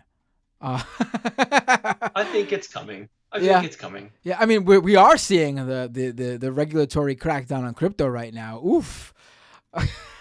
Yeah, and it was a couple of years later, right? Like when some real significant damage was done, and when some when it got to be particularly flagrant, right? A couple of years later, regulatory pressure started to, they poked the beast, right? Right. and woke it up. And I think that self-driving cars, I think it's their turn next. I hope so because have a great, you're in Australia. Have a great afternoon, John. Enjoy your Thursday. No worries. Thank you very much. Have a good one. Cheers. Take care. Bye. And Cameron seems right. Oh, he just hung up. Cameron, I'm about to take your call. This is it. This is the last call of the day. I missed you. Here we go. Hey, Cameron, what's up? Hi, Matt. Good evening. I don't can see you you on hear the screen. me now? I can hear you, but I don't see you. That is quite interesting. You cannot. Oh, see now me I see you. You just popped up right now. You must have fixed something. Oh, yeah, I must have fixed something. I tried to call in earlier, but I didn't have my sunglasses on, so it didn't work. And I was gonna call in about I was gonna make fun of you for not knowing how to do a Donald Trump impression, and then you said something about 70 to. And then I was gonna transition that into doing a Bernie impression, where I was gonna say that woke Matt Bender doesn't believe that birthing persons only make 75% on the dollar or whatever. But then I got the AI thing interested in me, because AI is again, a text thing in a second. I'll make this short because I know that it's past your bedtime, man. But I was thinking, I'm a visual artist. Here, there's a picture of a monkey that I made. I like it. And you saw the one. I think you referred to it as looking like the ejaculate. Did I? I don't remember that. Yeah, well, I do, and I was pleased. The most interesting thing about those pictures is when the AI does not fucking work. And I've been thinking about doing maybe a series of doing the paintings of that, or sort of early Richter, sort of Garrett Richter sort of style. Just straight oil painting copies of these digital images. If they create a figure or something, and maybe it's got a hand, but the hand ends up being a sort of Salvador Dali clock sliding, melting into the pocket, and there's all these just places where it's the most interesting part about AI is where it fails. From a creative point of view. And then in the writerly aspect, I did want to just read something to your listeners.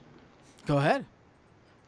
You have to shut your ears because I'm just reading it to your listeners. Oh, okay. Well, first, really quickly, I want to address what you said. I think that's a really cool idea. The idea of making real art, commentary on the AI version of art. I like that Yeah. idea. You should go with it. Go Yeah. ahead for it. Nobody steal my idea, please, because I was planning on doing this, and but now someone might steal my idea. Fuck. Anyway. What did you want to read? I'll close my ears. What did you want to read?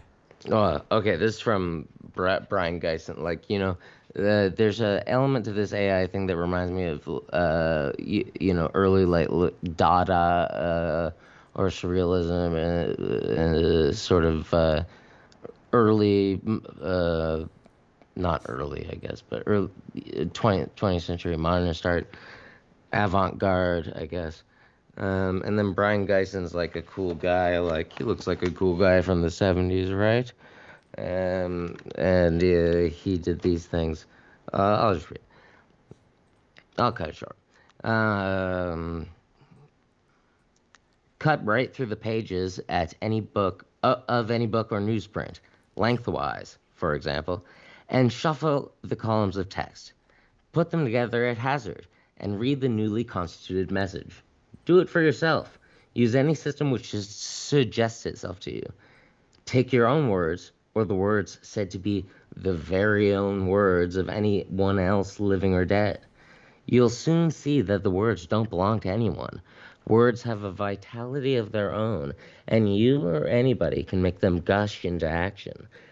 The permutated poems set the whole world spinning off their own, echoing out as the words of a potent phrase are permutated into an expanding ripple of meanings which they did not seem to be capable of when they were struck and then stuck into that phrase.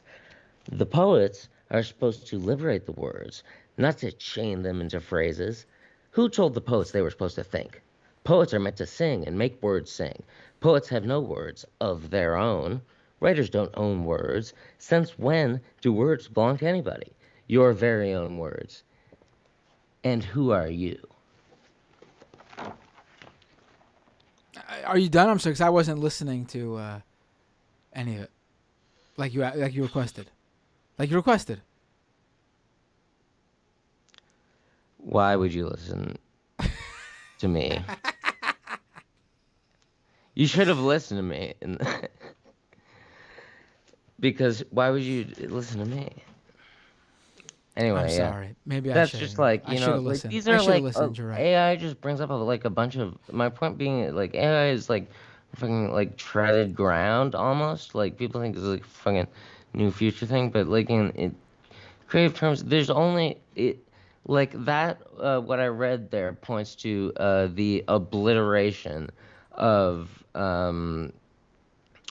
what AI is now doing is the problem. Well, I'll finish that sentence of like a creative authorial output or authorial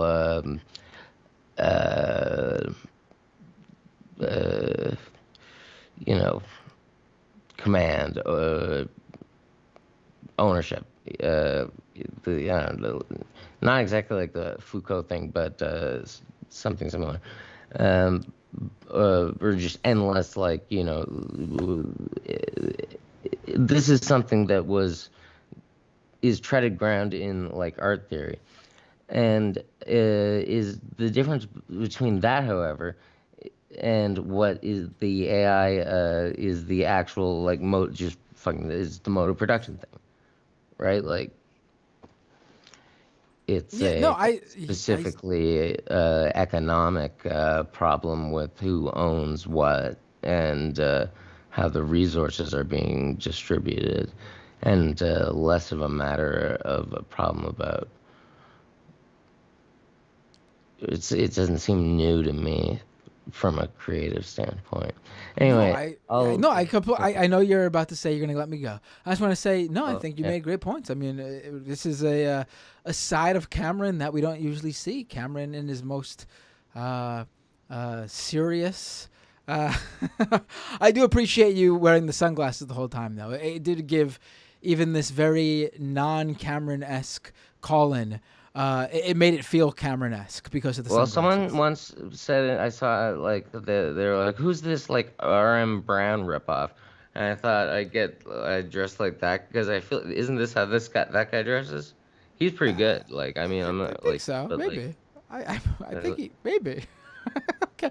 Have a good Anyway. night, Cameron. Have a good night. Oh, I will say, listen to this week's Scam Economy when it drops, because it's an episode on Bitcoin mining, and I make a reference to during the episode, I make a reference to a certain regular caller that would call me regularly in the post That show. will give my ego a huge boost.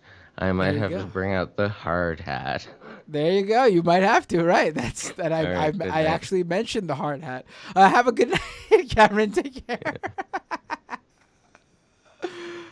All right, folks. That is the end of the call-ins. I'm gonna read just a few super chats and Twitch messages. So let me just get to those, and then I will say good night. Where is the window? I minimized it while I was pulling up some of the stuff that we were. Oh boy, where did the window go? That's what I get for having too many windows and tabs open in my web browser. Oh, here we go. All right. Oh, I have the Patreon window open because I wanted to thank. We got a few more patrons during the episode. I already thanked Uncle Slayer. I can also thank Bryce G and Tanya K for becoming patrons just now. And also I can thank Brian M for upping their already existing Patreon pledge to an even higher amount. And to anyone who tried calling in before, please, when you call in next episode, I'll keep you guys in mind. I see you, Dave from Jamaica. I see you, Josh. I see you, Spacco. A few other people who I see trying to call in. I see you all. I will keep that in mind for next episode, and you will be at the top of the list when your call pops up.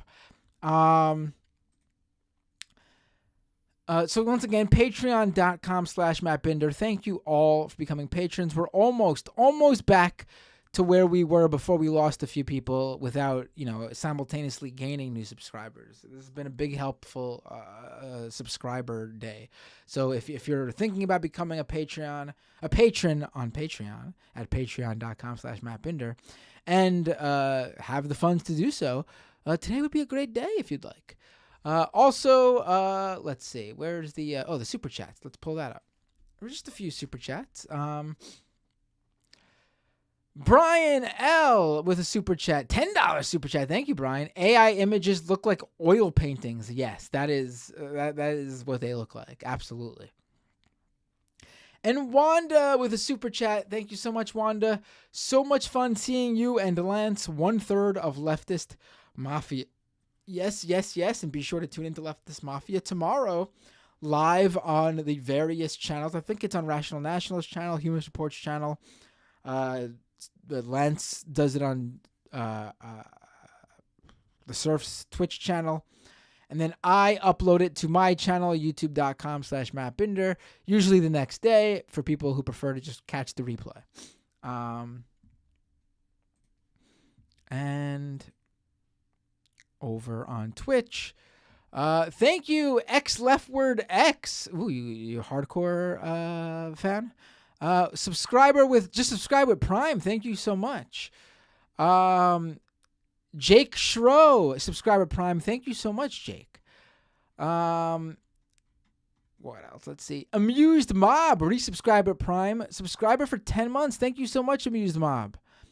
Rebel Without a Cause, resubscribe with Prime. Subscriber for 15 months. Thank you so much. Wow, 15 months. Jeez, and 10 months for the other for Amused Mob. Wow. And once again, thank you to the Serfs for rating.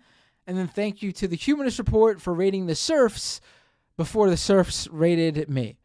So it was like a human centipede of raids there. Who should I raid, by the way? Who should I raid? Buddhist Till Dead says, I would re-up Matt, but broke. Please don't. I make these calls directly to people who can. There's no need to even apologize if you can't. I'm not, don't even feel like I'm speaking with you. It's just, oh, look at that. A social communist just gifted a 1 month tier 1 sub to Buddha Still Dead over on Twitch. There you go. Just by saying that, I guess, someone else stepped in. So you know what? If you can't afford to do so, loudly make your voice heard on YouTube or Twitch so someone like a social communist steps in and pays me for you. There you go.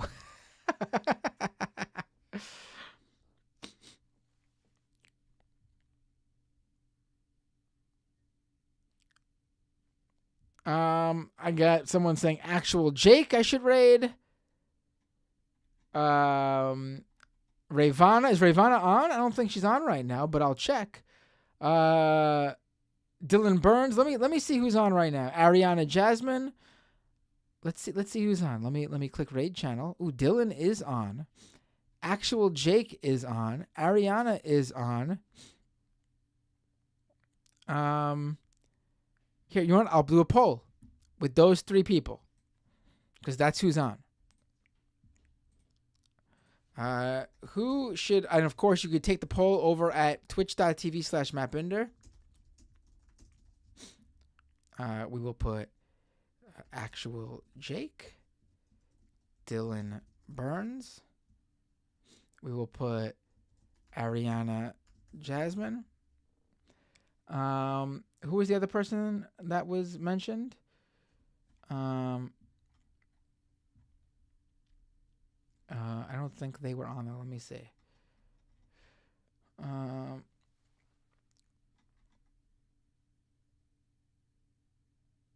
Yeah. Let me put those 3. Was there anyone else? Is Frogan on? I don't even know if Frogan's on. Congratulations, by the way, to Frogan for winning that streamer award. Frogan is on. So you know what? Let's also put them on the list, and you'll all vote. We'll make it 1 minute, and let's start the poll. Here we go. Do do do do do do do. Do do do do do do do do do do do do do do do do. Let's see. We're about halfway through. Get over there on that poll that's going on right now in the Twitch. Oh, it's gonna be close. It's gonna be really close. I feel like I should do like the horse race type. And Frogan takes the lead. Frogan's up in the front. Frogan's coming to the front. Ariana Jasmine and actual Jake coming from behind. Dylan Burns. Dylan Burns coming in last, but Dylan Burns pulls ahead. They are now neck and neck for second place. Frogan is still out front. I mean, I feel like I let's see. Frogan's pulling away. And that's it. It's over. Frogan takes the lead.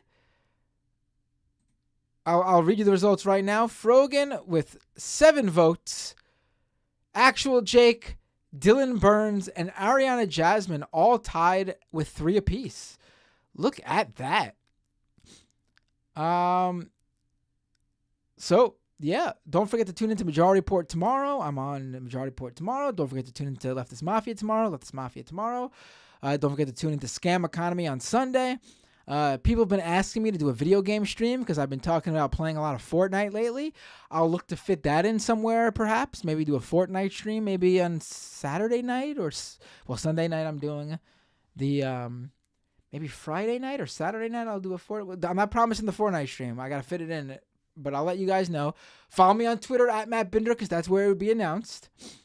And let me now raid Frogan. And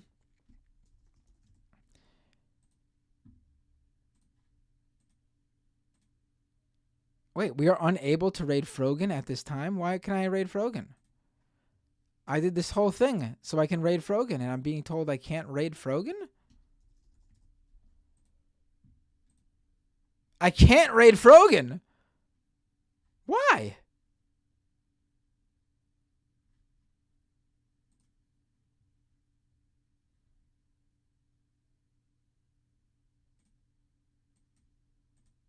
I'm getting a message saying I can't raid Frogan.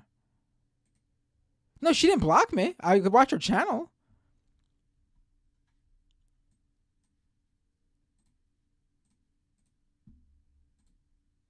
I can't raid her.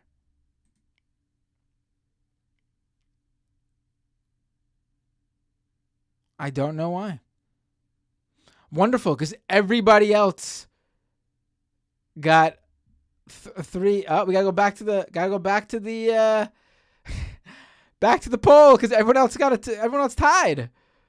All right, back to the poll. Back to the poll.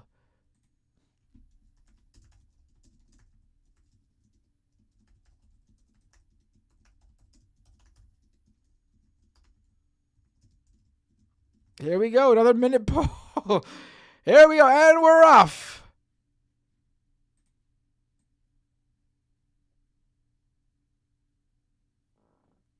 Here we go.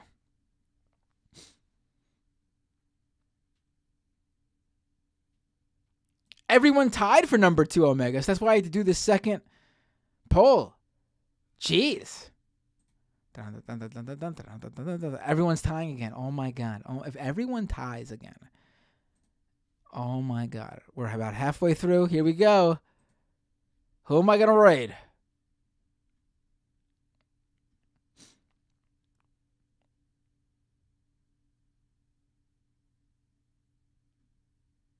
Oh, what webcam am I using? I'm using a mirrorless camera.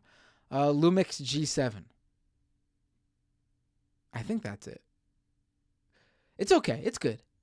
I got a better one that I need to set up. I got to play around with it first. But for if you're just starting a stream, I think Lumix G7 is a great one to start with. The autofocus is not the greatest sometimes. I got to play around with the settings on this one too, though.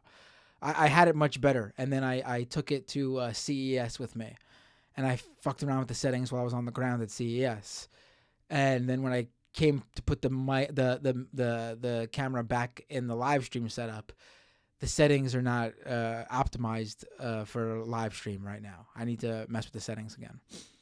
Oh my God, you got to be kidding me.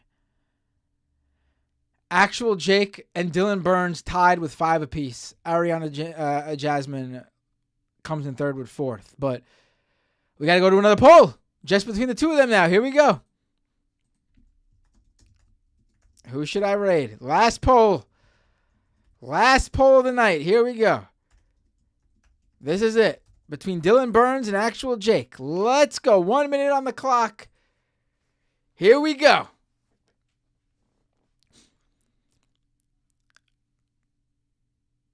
Here we go.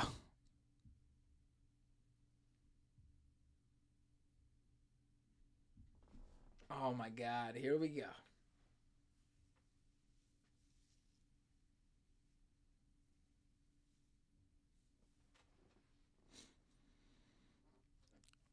What does it look? What does the poll results look like right now? I'm not gonna give you guys any hints. I don't want to put my thumb on the scales here.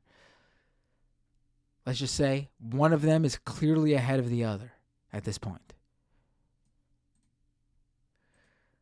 Maybe 10 seconds left.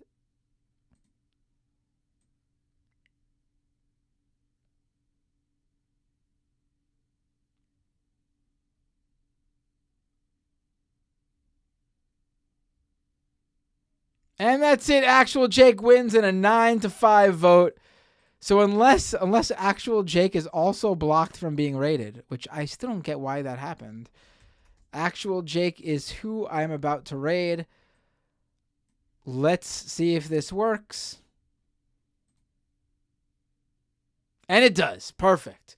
All right, folks. Stick around for Actual Jake. Follow me on Twitch, twitch.tv/MattBinder. Subscribe to me on YouTube, youtube.com/MattBinder. Become a paying subscriber at patreon.com/MattBinder. And I will see you on the various shows I have coming up. Follow me on Twitter for all the information when these shows come up. At MattBinder. Really easy to. I always throw out the stuff, the links there. All right, everyone. See you real soon.